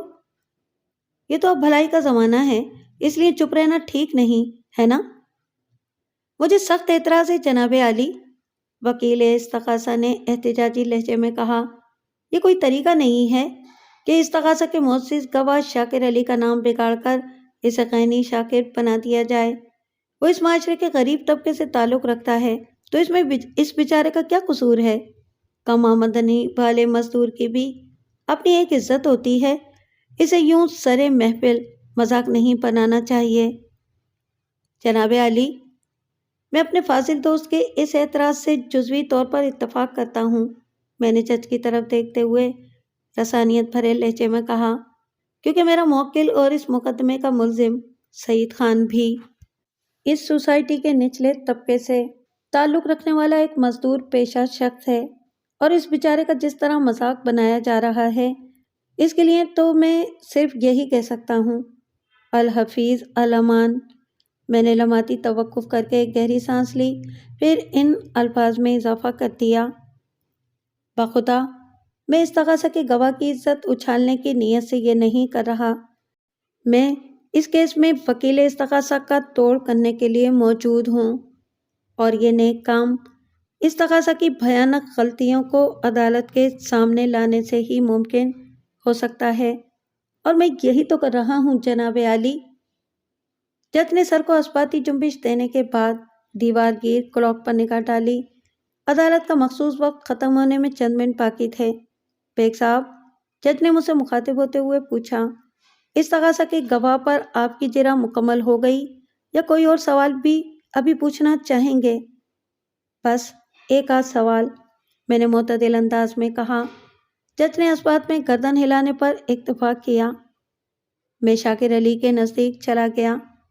تم نے تھوڑی دیر پہلے وکیل استغاثہ کو بتایا تھا کہ وقوع کے روز تم نے ملزم کو بڑی دھیان اور توجہ سے دیکھا تھا، اس لیے تمہیں اس کا حلیہ اور صورت اچھی طرح یاد رہ گئی۔ اب میں تم سے جو سوال کرنے جا رہا ہوں، اس کا خوب سوچ سمجھ کر جواب دینا، کیونکہ غلطی کی گنجائش بالکل نہیں ہے۔ میں نے رک کر وکیل استغاثہ کے چہرے کے تاثرات کا جائزہ لیا، پھر اپنی بات پوری کرتے ہوئے گواہ سے کہا، میرے توسط سے یہ عدالت تم سے یہ جاننا چاہتی ہے کہ جب تم نے ملزم کو مقتول کے گھر سے برآمد ہوتے دیکھا تو اس نے کس قسم کا لباس پہن رکھا تھا؟ نیلے رنگ کا شلوار قمیض۔ ایک لمحے سوچنے کے بعد اس نے جواب دیا، کیا تمہیں معلوم ہے؟ میں نے گہری سنجیدگی سے استفسار کیا۔ عدالت میں کھڑے ہو کر جھوٹ بولنے والوں کو کڑی سزا دی جاتی ہے اور انہیں جیل بھیج دیا جاتا ہے۔ اس کا چہرہ متغیر ہو گیا۔ اس نے میرے سوال کے جواب میں اپنی گردن کو نفی میں حرکت دی، پھر فکر مندی سے وکیل سرکار کو تکنے لگا، قبل اس کے کہ وکیل استغاثہ اس کی داد رسی یا دستگیری کی غرض سے کوئی نعرہ مستانہ بلند کرتا، عدالت کا مقررہ وقت ختم ہو گیا۔ The case is adjourned۔ جج نے عدالت کی برخاستی کا اعلان کر دیا۔ اگلی پیشی 3 ہفتے بعد کی ایک تاریخ تھی۔ اس پیشی پر استغاثہ کی جانب سے 2 گواہ پیش کیے گئے تھے، جن میں شفیق صاحب کا بیان میری نظر میں اہمیت کا حامل تھا۔ سو میں وہیں سے شروع کرتا ہوں۔ شفیق صاحب کی عمر 55 اور 60 کے درمیان رہی ہوگی۔ وہ اس میں بامسمى قسم کی شخصیت کے مالک تھے، یعنی انتہائی مشفق اور مہربان۔ وہ استغاثہ کے پلیٹ فارم سے گواہی دینے آئے تھے، لہٰذا ان کے بیان حلفی کے بعد جرح کے لیے پہلی باری وکیل استغاثہ نے لی۔ شفیق صاحب، وکیل استغاثہ نے اپنے گواہ سے پوچھا، ملزم کتنے عرصے سے آپ کے پاس کام کر رہا تھا؟ لگ بھگ 1 سال سے۔ کیا اس نے آپ کا ہارڈ ویئر اسٹور جوائن کرنے سے پہلے آپ کو بتا دیا تھا کہ وہ ایک سزا یافتہ شخص ہے؟ نہیں، گواہ نے نفی میں گردن ہلاتے ہوئے جواب دیا، یہ بات مجھے اس کی گرفتاری کے بعد معلوم ہوئی تھی۔ گویا اس مکار شخص نے اپنے داغدار بلکہ غلیظ ماضی کو آپ سے چھپا کر رکھا ہوا تھا۔ وکیل استغاثہ نے پوچھا۔ موجودہ حالت میں ایسا کہا جا سکتا ہے، شفیق نے نہایتی محتاط اور 90 تلے الفاظ میں جواب دیا۔ مقتول کی بیوہ محترمہ سیب صاحبہ نے پولیس کو بتایا تھا کہ انہوں نے وقوع کے روز آپ کے اسٹور پر اپنے کچن کے سنک کی خرابی کے حوالے سے کوئی شکایت درج کرائی تھی اور کسی پلمبر کو ان کے گھر بھیجنے کے لیے درخواست کی تھی۔ وکیل استغاثہ نے گواہ سے پوچھا، کیا آپ بتا سکتے ہیں کہ ملزم اس کام کے لیے آپ کے اسٹور سے کتنے بجے روانہ ہوا تھا؟ 5 بجے سپہر سے چند منٹ پہلے۔ کیا وہ اپنا کام نمٹانے کے بعد آپ کے اسٹور پر آیا تھا؟ وکیل استغاثہ نے استفسار کیا۔ نہیں، گواہ نے نفی میں جواب دیا۔ وہ واپس آتا بھی کیسے؟ وکیل استغاثہ نے مجھے سنانے کے لیے سرسری انداز میں کہا، مگر اس کی آواز خاصی بلند تھی۔ اس نے کام ہی ایسا کر دیا تھا کہ آپ کو منہ دکھانے کے قابل ہی نہیں رہا تھا۔ پھر وہ میری جانب مڑا اور خشک لہجے میں اضافہ کر دیا، یور وٹنس۔ وکیل استغاثہ نے شفیق ہارڈ ویئر اسٹور کے مالک سے جس قسم کے سوالات کیے تھے، ان میں ایک ہی بات قدرے اہم نظر آئی تھی، اور وہ یہ کہ ملزم نے شفیق صاحب کو اپنے جیل جانے کے بارے میں کچھ نہیں بتایا تھا، اور میرے خیال میں یہ عین اس کے حالات کے مطابق تھا۔ ہم اس معاشرتی شفاف سچائی سے انکار تو نہیں کر سکتے کہ ایک سزا یافتہ شخص کو کوئی بھی اپنے ہاں نوکری نہیں دیتا، چاہے وہ کسی ناکردہ جرم ہی کی سزا کاٹ کر کیوں نہ آیا ہو۔ شفیق صاحب، میں نے کمرشل مارکیٹ میں آپ کا ہارڈ ویئر اسٹور دیکھ رکھا ہے۔ میں نے استغاثہ کے گواہ کی طرف دیکھتے ہوئے معتدل انداز میں کہا، آپ کا کاروبار ٹھیک ٹھاک چل رہا ہے، اور اس کا بنیادی سبب آپ کے بنائے ہوئے وہ کڑے اصول ہیں جو ایمانداری کے گرد گھومتے ہیں۔ آپ معیار اور اعتبار پر کوئی سودا یا سمجھوتا نہیں کرتے۔ آپ کا بہت بہت شکریہ وکیل صاحب، اس نے حلیمانہ انداز میں کہا۔ اہل ایمان کے پاس اگر ایمان کی دولت ہی نہ ہو تو پھر اس میں اور ایک کافر میں کوئی فرق نہیں رہ جاتا۔ آپ کی باتیں ایمان کو تازہ اور یقین کو پختہ کرنے کے لیے ایک اکسیر سے کم نہیں ہیں شفیق صاحب، میں نے صاحب گوئی سے کام لیتے ہوئے کہا۔ مجھے اس بات کا سخت افسوس ہے کہ آپ کو کٹہرے میں کھڑے ہو کر وکلا برادری کے سوالات کا سامنا کرنا پڑ رہا ہے۔ یہ سب تو زندگی کا حصہ ہے وکیل صاحب، اس نے بے حد سادہ لہجے میں کہا۔ حق اور سچ کے لیے گواہی دینا تو کسی عظیم نیکی کا درجہ رکھتا ہے۔ بے شک، میں نے پورے تیقن سے کہا۔ شفیق صاحب، میں آپ کا زیادہ وقت نہیں لوں گا، بس 2 چھوٹے سے مختصر سوال۔ میں نے لمحاتی توقف کر کے ایک لمبی سانس لی اور جرح کو ختم کرنے کی غرض سے شروع کر دیا۔ سوال نمبر 1، کیا اس 1 سال کے دوران میں ملزم نے کبھی آپ کے بنائے ہوئے آفاقی اصولوں کو توڑنے کی کوشش کی؟ نہیں، شفیق صاحب نے 2 ٹوک الفاظ میں مختصر جواب دیا۔ سوال نمبر 2، میں نے پوچھا، پکوا کی سپہر جب ملزم مقتول کے گھر ان لوگوں کا سنک ٹھیک کرنے جا رہا تھا تو اس نے کون سا لباس زیب تن کر رکھا تھا؟ بھورے رنگ کی جینز اور دھاری دار ٹی شرٹ، اس نے بتایا۔ وہ کام کے وقت عموماً اسی قسم کے کپڑے پہنتا تھا۔ The point is to be noted, Your Honor، میں نے روئے سخن جج کی جانب موڑتے ہوئے بآواز بلند کہا۔ جب ملزم مقتول کے گھر کی سمت روانہ ہوا تو اس نے بھوری جینز اور دھاری دار ٹی شرٹ پہن رکھی تھی، اور جب وہ اس گھر سے باہر نکلا تو اس کے بدن پر نیلا شلوار قمیض تھا۔ ان پیچیدہ اور گمبھیر حالات میں اس راز تک رسائی حاصل کرنا لازم ٹھہرتا ہے کہ میرا موکل مقتول کے گھر میں اس کو قتل کرنے گیا تھا، یا اس کی اہلیہ کی بے حرمتی کرنے، یا طلائی زیورات اور نقدی چرانے، یا پھر چینج کرنے، یعنی اپنا لباس تبدیل کرنے۔ میرے آخری جملے پر حاضرین عدالت نے خاصا گرما گرم رد عمل ظاہر کیا تھا۔ ان میں سے اکثر کی ہنسی چھوٹ گئی تھی۔ دیکھتے ہی دیکھتے ان کی بلند آہنگ چیمگوئیوں نے کورٹ روم کے ماحول کو مچھلی بازار میں بدل دیا تھا۔ Order, order!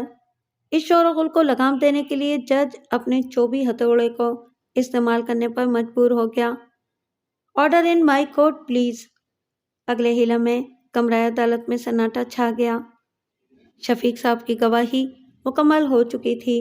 قبل اس کے کہ وکیل استغاثہ اپنا اگلا گواہ پیش کرتا، میں نے جج کو مخاطب کرتے ہوئے بصد احترام کہا، جناب عالی، اگر معزز عدالت کی اجازت ہو تو میں اس کیس کے انکوائری آفیسر سے چند نہایت ضروری سوال کرنا چاہتا ہوں۔ پرمیشن گرانٹڈ، جج نے دبنگ لہجے میں کہا۔ کسی بھی کیس میں انکوائری آفیسر کی حیثیت استغاثہ کے ایک گواہ ایسی ہوتی ہے، اور ہر پیشی پر اسے عدالت میں حاضر رہنا پڑتا ہے۔ جج کی حکم نما اجازت کے ساتھ ہی اس کیس کا انکوائری آفیسر وٹنس اسٹینڈ پر آ کر کھڑا ہو گیا۔ چند لمحات پہلے اسی جگہ شفیق صاحب کھڑے تھے۔ گہری سانولی رنگت کا مالک، دراز قامت، دبلا پتلا تفتیشی افسر رئیس احمد، عہدے کے اعتبار سے ایک سب انسپکٹر تھا۔ میں اس کے نزدیک چلا گیا اور دھیمے انداز میں اپنی جرح کا آغاز کرتے ہوئے پوچھا، آئیو صاحب، آپ کو اس واقعے کی اطلاع کب اور کس نے دی تھی؟ مقتول کی بیوہ سیب صاحبہ نے تھانے فون کر کے اس سانحے کے بارے میں ہمیں بتایا تھا، اس نے معتدل انداز میں جواب دیا۔ ہمارے روز نامچے کے ریکارڈ کے مطابق یہ فون 10 اگست کی شام لگ بھگ 6 بجے آیا تھا۔ آپ جائے وقوع پر کتنے بجے پہنچے تھے؟ 6:30 بجے۔ کیا ملزم اس وقت جائے واردات پر موجود تھا؟ نہیں، وہ اپنا کام کر کے جا چکا تھا، اس نے جواب دیا۔ ہم نے ملزم کو اس کے گھر واقع لائنز ایریا سے گرفتار کیا تھا۔ کیا آپ کو ملزم کے گھر کا پتہ پہلے سے معلوم تھا یا آپ نے کسی سے پوچھا تھا؟ میں نے سوال کیا۔ پہلے سے معلوم نہیں تھا، اس نے بتایا۔ سیپ صاحبہ کی زبانی۔ ہمیں پتہ چلا تھا کہ ملزم کا تعلق کمرشل مارکیٹ میں واقع شفیق ہارڈ ویئر اسٹور سے ہے۔ موقع کی ضروری کارروائی مکمل کرنے کے بعد ہم نے کمرشل مارکیٹ کا رخ کیا، جہاں اس ہارڈ ویئر اسٹور سے ہمیں ملزم کی رہائش کے حوالے سے مکمل معلومات حاصل ہو گئی تھیں۔ ملزم کی گرفتاری کتنے بجے عمل میں آئی تھی؟ کم و بیش 8 بجے رات۔ گرفتاری کے وقت ملزم نے کس قسم کا لباس پہن رکھا تھا؟ میں نے پوچھا۔ اس نے بتایا، ہلکے بادامی رنگ کا شلوار قمیض۔ اس تقاضے کی رپورٹ کے مطابق ملزم نے مقتول کی جان لینے کے بعد اس کے گھر سے طلائی زیورات اور کچھ نقدی بھی چوری کی تھی۔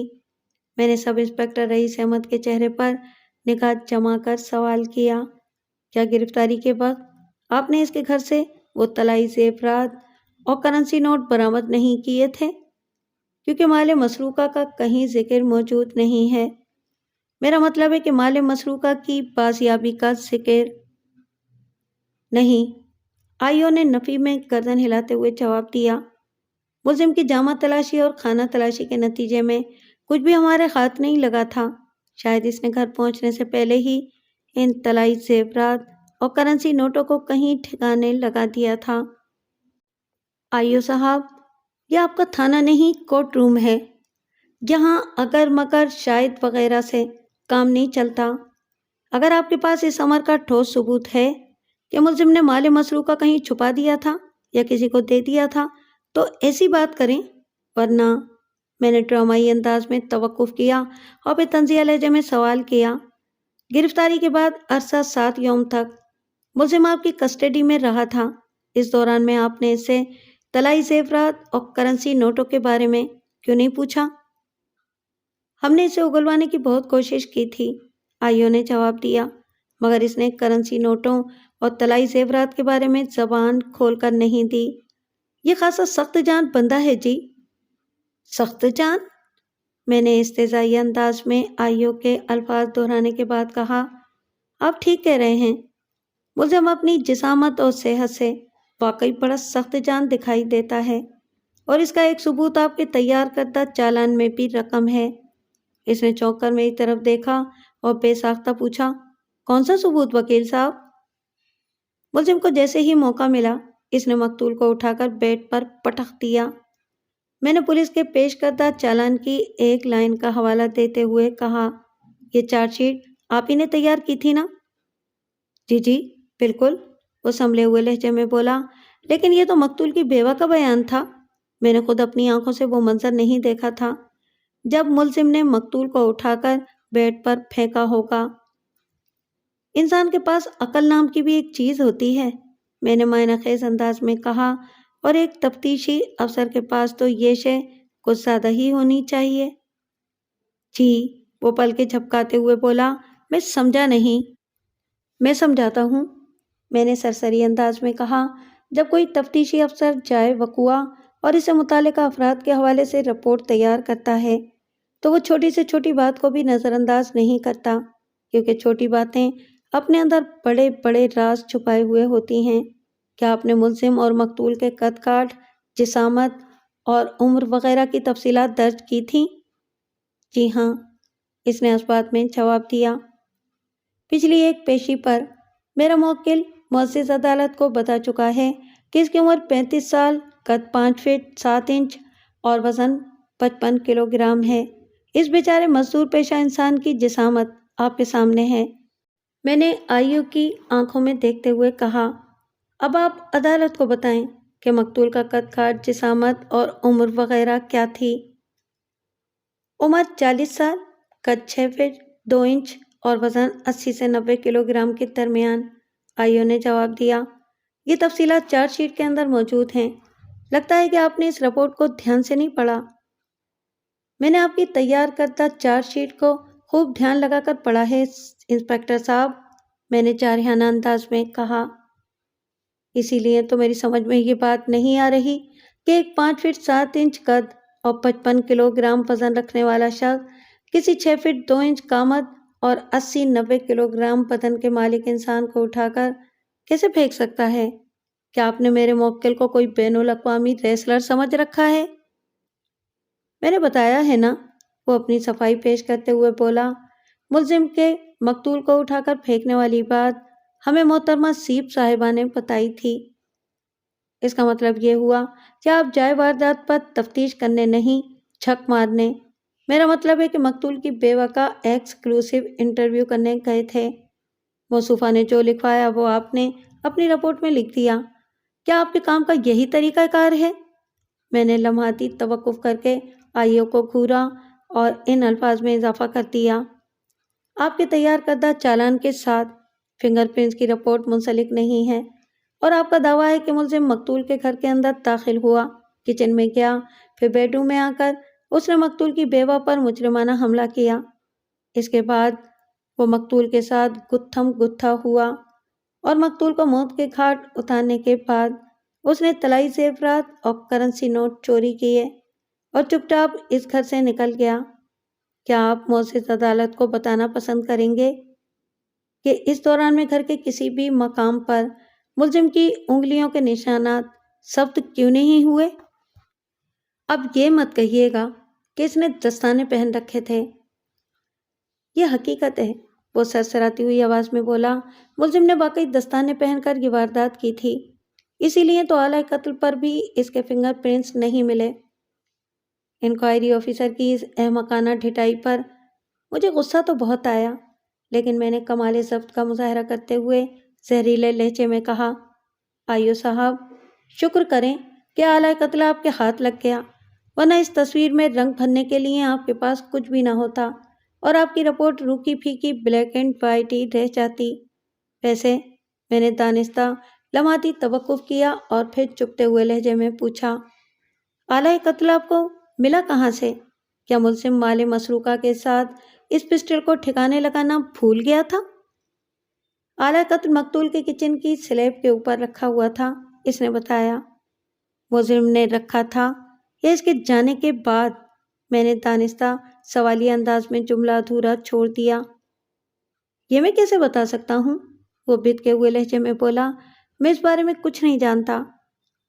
آپ ٹینشن نہ لیں آئیو صاحب، میں نے تیکھے لہجے میں کہا، میں یہ سوال کسی اور سے کر لوں گا، کوئی ایسا جو میرے سوال کا تسلی بخش جواب دے سکتا ہو، ٹھیک ہے نا؟ اس نے مکانیکی انداز میں سر کو اس بات میں ہلا دیا۔ اس کے ساتھ ہی عدالت کا مقررہ وقت ختم ہو گیا۔ اگلی پیشی 15 دن کے بعد تھی۔ آئندہ پیشی سے 2 روز پہلے میں عدالتی بکھیڑوں سے فارغ ہونے کے بعد اپنے آفس میں پہنچا تو میری میز پر ایک لفافہ رکھا ہوا تھا جس پر جلی حروف میں مرزا امجد بیگ ایڈوکیٹ لکھا نظر آ رہا تھا۔ مذکورہ لفافہ یقیناً میرے لیے تھا، لیکن اس کے پچھلے حصے میں بھیجے جانے والے کے بارے میں کسی قسم کی معلومات درج نہیں تھیں۔ لفافہ کھولنے سے پہلے میں نے اپنی سیکرٹری سے اس کے بارے میں استفسار کیا تو اس نے بتایا کہ تھوڑی دیر پہلے ایک صاحب دے گئے ہیں۔ میں نے لفافہ کھول کر دیکھا تو اس کے اندر سے چند تصاویر برآمد ہوئیں۔ ان پوسٹ کارڈ تصاویر میں مقتول جمشید عباسی ایک خوبصورت متمول عورت کے ساتھ نظر آ رہا تھا جو سیپ تو ہرگز نہیں تھی۔ میں نے کورٹ روم میں سیپ کو 3-4 بار دیکھا تھا اور اس کا چہرہ میری یادداشت میں محفوظ ہو چکا تھا۔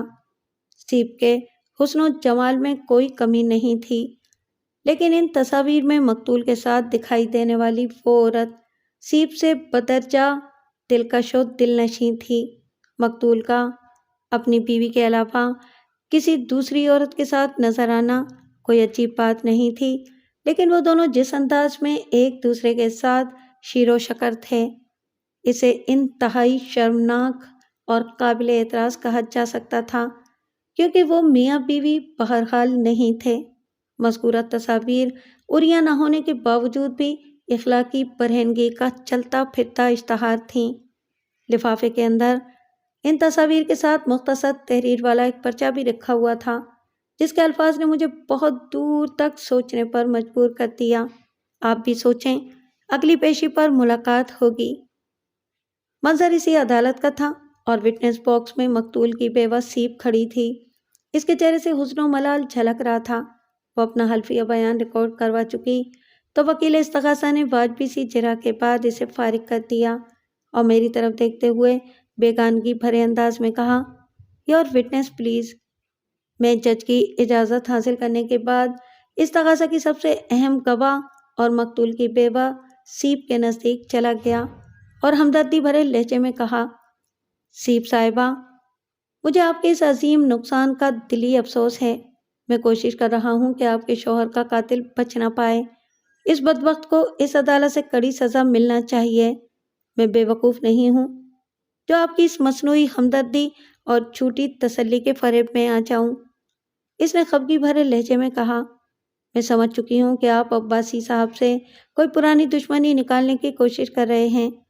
ملزم سعید خان کی وکالت کا بیڑا اٹھانا اسی سلسلے کی ایک کڑی ہے۔ خدا گواہ ہے کہ مقتول سے کبھی میرا کوئی واسطہ تعلق نہیں رہا، لہذا دوستی نبھانے یا دشمنی نکالنے کا تو کوئی سوال ہی پیدا نہیں ہوتا۔ میں نے اس کی غلط فہمی دور کرنے کی غرض سے واشگاف الفاظ میں کہا، بہرکیف میں یہ نہیں کہتا کہ آپ مجھ پر اندھا بھروسہ کریں، کیونکہ میں انسانوں کے بھروسے کا محتاج نہیں ہوں، لیکن آپ کو میرے سوالات کے سیدھے اور درست جواب دینا ہوں گے۔ اس سلسلے میں رعایت کی گنجائش نہیں ہے۔ آپ پوچھیں جو بھی پوچھنا چاہتے ہیں، اس نے خشک لہجے میں کہا۔ میں کٹہرے میں کھڑی ہو ہی گئی ہوں تو یہ سب تو بھگتنا ہوگا۔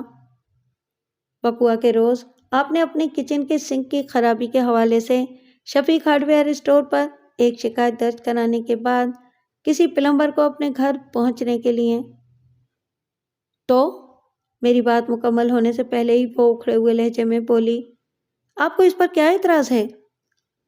لگتا تھا عدالت کی طرف آنے سے پہلے مقتول کی بیوہ نے منہ بھر کر مرچیں چبائی تھیں، اسی لیے دوران کلام میں اس کے دہانے سے آگ نکل رہی تھی۔ میں نے بھی اسے آڑے ہاتھوں لیا۔ آپ کی شکایت درج کرانے پر مجھے کوئی اعتراض نہیں ہے سیپ صاحبہ، میں نے سپاٹ آواز میں کہا۔ معزز عدالت یہ جاننا چاہتی ہے کہ جب میرا موکل آپ کے سنک کی خرابی دور کرنے کے لیے آپ کے گھر پہنچا تو آپ نے اسے دروازے پر ہی سے یہ کہہ کر چلتا کیوں کر دیا کہ اس نے آنے میں دیر کر دی، اسی لیے آپ نے کسی دوسرے پلمبر سے اپنا سنک ٹھیک کرا لیا ہے؟ یہ وہ جھوٹ ہے جو ملزم نے آپ کی سماعت میں انڈیلا ہے۔ اس نے ناپسندیدہ نظر سے سعید خان کو دیکھنے کے بعد مجھ سے کہا، جبکہ حقیقت یہ ہے کہ میں نے اس روز اس کمینے کو اپنے گھر کے اندر آنے کی اجازت دی تھی۔ میں تو یہی سمجھی تھی کہ یہ ہمارا سنک ٹھیک کرنے آیا ہے، لیکن اس کا تو کچھ اور ہی ارادہ تھا۔ بولتے بولتے اس کی آواز پھر گئی۔ چند لمحات خاموش رہ کر اس نے اپنی جذباتی کیفیت پر قابو پایا، پھر مجھ سے مخاطب ہوتے ہوئے شاکی لہجے میں کہا، وکیل صاحب، وقوعہ کی سہ پہر ہمارے گھر پر جو قیامت ٹوٹی، اس کا احوال پولیس کی رپورٹ میں بالتفصیل درج ہے۔ شاید آپ کو اتنی توفیق نہیں ہوئی کہ اس رپورٹ کا مطالعہ کر سکیں۔ پچھلی پیشی پر ایسی ہی بات انکوائری آفیسر رئیس احمد نے بھی مجھ سے کی تھی۔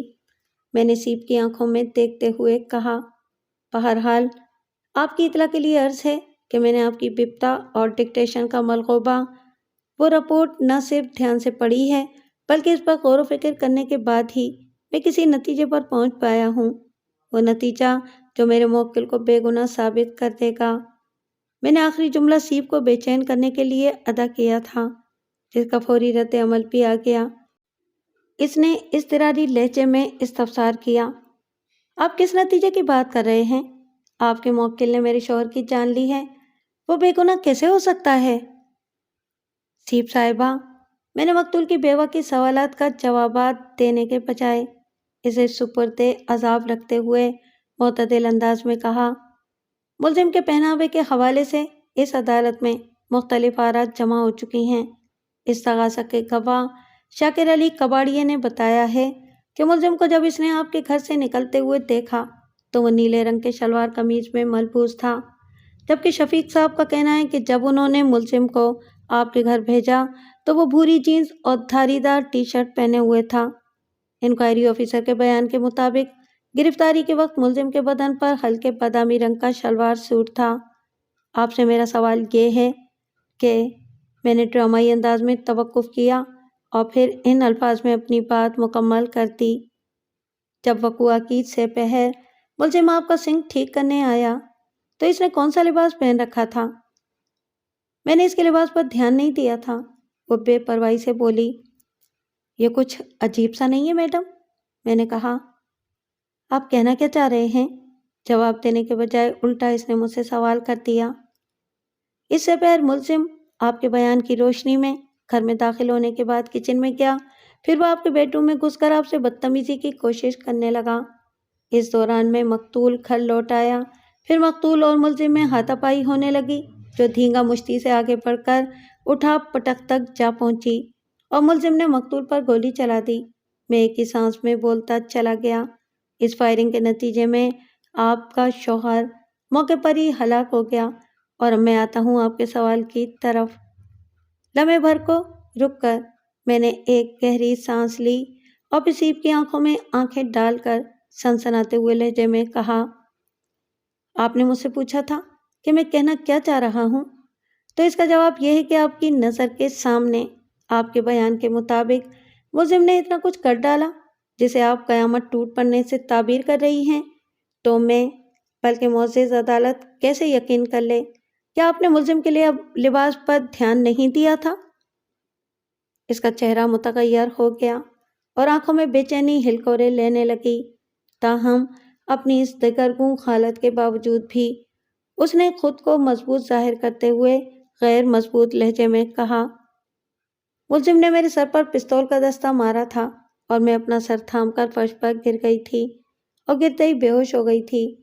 جب مجھے ہوش آیا تو ملزم جا چکا تھا، اس کے بعد ہی میں نے پولیس کو فون کیا تھا۔ میں کب کہہ رہا ہوں کہ یہ سب نہیں ہوا تھا، میں نے سرسری انداز میں کہا، لیکن آپ کے بیان میں واضح الفاظ میں یہ لکھا ہوا ہے کہ میں نے پولیس کے تیار کردہ چالان کی کاپی اٹھا لی اور اسے لفظ بہ لفظ پڑھنے لگا۔ پوری رپورٹ کو دہرانے کے بعد آخر میں نے کہا، ملزم نے یکے بعد دیگرے مقتول پر 2 فائر کیے اور اس کے ساتھ ہی اپنے پستول کا دستہ سیپ کے سر پر رسید کر دیا۔ سیپ اپنا سر تھام کر بیڈ روم کے فرش پر ڈھیر ہو گئی، وغیرہ وغیرہ۔ میں نے لمحاتی توقف کر کے ایک آسودہ سانس خارج کی اور پھر سیپ کے چہرے پر نگاہ جما کر سرسراتی ہوئی آواز میں کہا، اب تو آپ کو یقین آ گیا ہوگا کہ میں نے آپ کے حلفیہ بیان اور پولیس کی مرتب چارج شیٹ کا کتنی باریک بینی سے مطالعہ کیا ہے۔ یقیناً آپ بے ہوش تو ہوئی ہوں گی، لیکن اس بات سے انکار نہیں کر سکتی کہ آپ نے ملزم کے لباس پر دھیان نہیں دیا تھا۔ اس کی حالت دیدنی تھی۔ میں نے بڑے طریقے سلیقے سے اسے ایک بند گلی میں لا کر کھڑا کر دیا تھا۔ اس کے فرار کی تمام راہیں مسدود ہو چکی تھیں۔ ان لمحات میں وہ پائے رفتن نہ جائے ماندن ایسی کیفیت میں نظر آ رہی تھی۔ میں نے گرتی ہوئی دیوار کو ایک دھکا اور 2 کے مستاق اس پر گویا ایک ایٹم بم گرا دیا۔ میڈم سیپ، آپ کسی صوفیہ عرف صوفی نامی عورت کو جانتی ہیں؟ اس بذات کا تو نام نہ لے میرے سامنے، وہ اچانک پھٹ پڑی۔ یہ سب اسی حرام زادی کی وجہ سے ہوا ہے۔ یہ سب میرے اس دباؤ کا نتیجہ تھا جو میں نے اپنی مخصوص جرح کے نتیجے میں سیپ کے دماغ پر ڈال دیا تھا۔ اس کے نفرت بھرے ڈائیلاگ نے جج سمیت وہاں موجود ہر شخص کو الجھن میں ڈال دیا تھا۔ یہ صوفی کون ہے؟ وکیل استغاثہ نے سیپ کی طرف دیکھتے ہوئے حیرت آمیز لہجے میں پوچھا۔ میں آپ کو کچھ نہیں بتاؤں گی، وہ کسی زخمی شیرنی کے مانند خدرائی۔ آپ کسی کام کے نہیں ہیں۔ میں نے آپ کو آپ کے مطالبے سے زیادہ رقم دی مگر آپ ایک بودھے وکیل نکلے۔ اس بیگ کے بچے نے ساری کہانی ہی الٹ دی ہے۔ سیپ نے بلا واسطہ اقبال جرم کرنے کے ساتھ ہی وکیل استغاثہ کی رشوت خوری کا بھانڈا سرے عدالت پھوڑ ڈالا تھا۔ میں نے خفیہ اور پراسرار طریقے سے مجھ تک پہنچنے والی ان تصاویر کو جج کی میز پر رکھنے کے بعد سیپ کی طرف دیکھتے ہوئے کہا، میڈم، آپ کسی کو کچھ بتائیں یا نہ بتائیں، لیکن میں چپ نہیں رہوں گا، کیونکہ میں بیگ کا بچہ نہیں بلکہ مرزا امجد بیگ ہوں، اور مجھے اس بات سے کوئی غرض نہیں کہ آپ نے حالات کو اپنے حق میں کرنے کے لیے وکیل سرکار کی جیب خاص میں کتنی رقم ڈالی ہے۔ میں تو بس ملزم سعید خان کو بے گناہ ثابت کرنے کی کوشش کر رہا تھا۔ میری اس صحیح سے اگر آپ کی کہانی الٹ گئی ہے تو میں کیا کر سکتا ہوں؟ پھر میں نے روئے سخن جج کی جانب موڑتے ہوئے بآواز بلند کہا، جناب عالی، ان تصاویر میں آپ کو جو عورت نظر آ رہی ہے وہ صوفیہ عرف صوفی ہے۔ مقتول بہت جلد سیپ کو چھوڑ کر صوفیہ سے شادی کرنے والا تھا۔ ان حالات کی روشنی میں حقیقت حال اتنی زیادہ عیاں ہو جاتی ہے کہ میری بات ابھی مکمل بھی نہیں ہوئی تھی کہ سیپ کو بہت زور کا چکر آ گیا اور وہ تیورا کر زمین پوش ہو گئی۔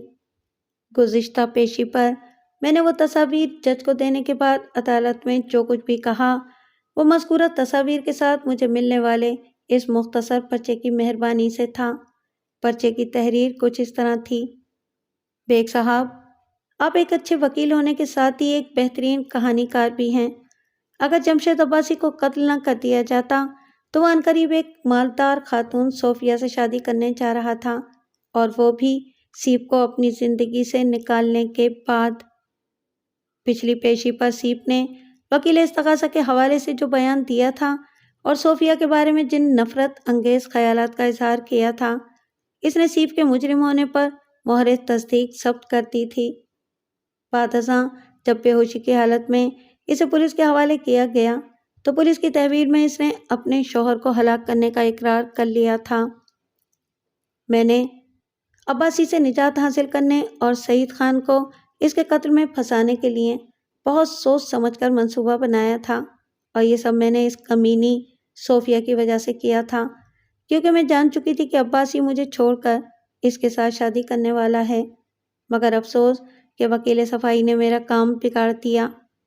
سیپ کے بیان کے اس آخری حصے نے صورتحال کو روز روشن کے مانند عیاں کر دیا تھا، اور مکڑی کے اس جالے کو کاٹنے کا سارا کریڈٹ اس نامعلوم شخص کو جاتا تھا جس نے نہایت رازداری کے ساتھ مجھے وہ تصاویر بھجوائی تھیں۔ باوجود کوشش کے بھی میں اس پراسرار شخص کا سراغ نہ لگا سکا۔ پھر یہ سوچ کر مطمئن ہو گیا کہ قدرت جب اپنے کسی بندے کو بیت العنکبوت سے باہر نکالنے کی ٹھان لیتی ہے تو وہ اسی طور راستے نکالتی ہے۔ میرا موکل سعید خان بھی مکڑی کے جالے ہی میں پھنسا ہوا تھا۔ قدرت نے میرے توسط سے اس کی مدد کرنے کے لیے اس نامعلوم شخص کو میدان میں اتارا تھا۔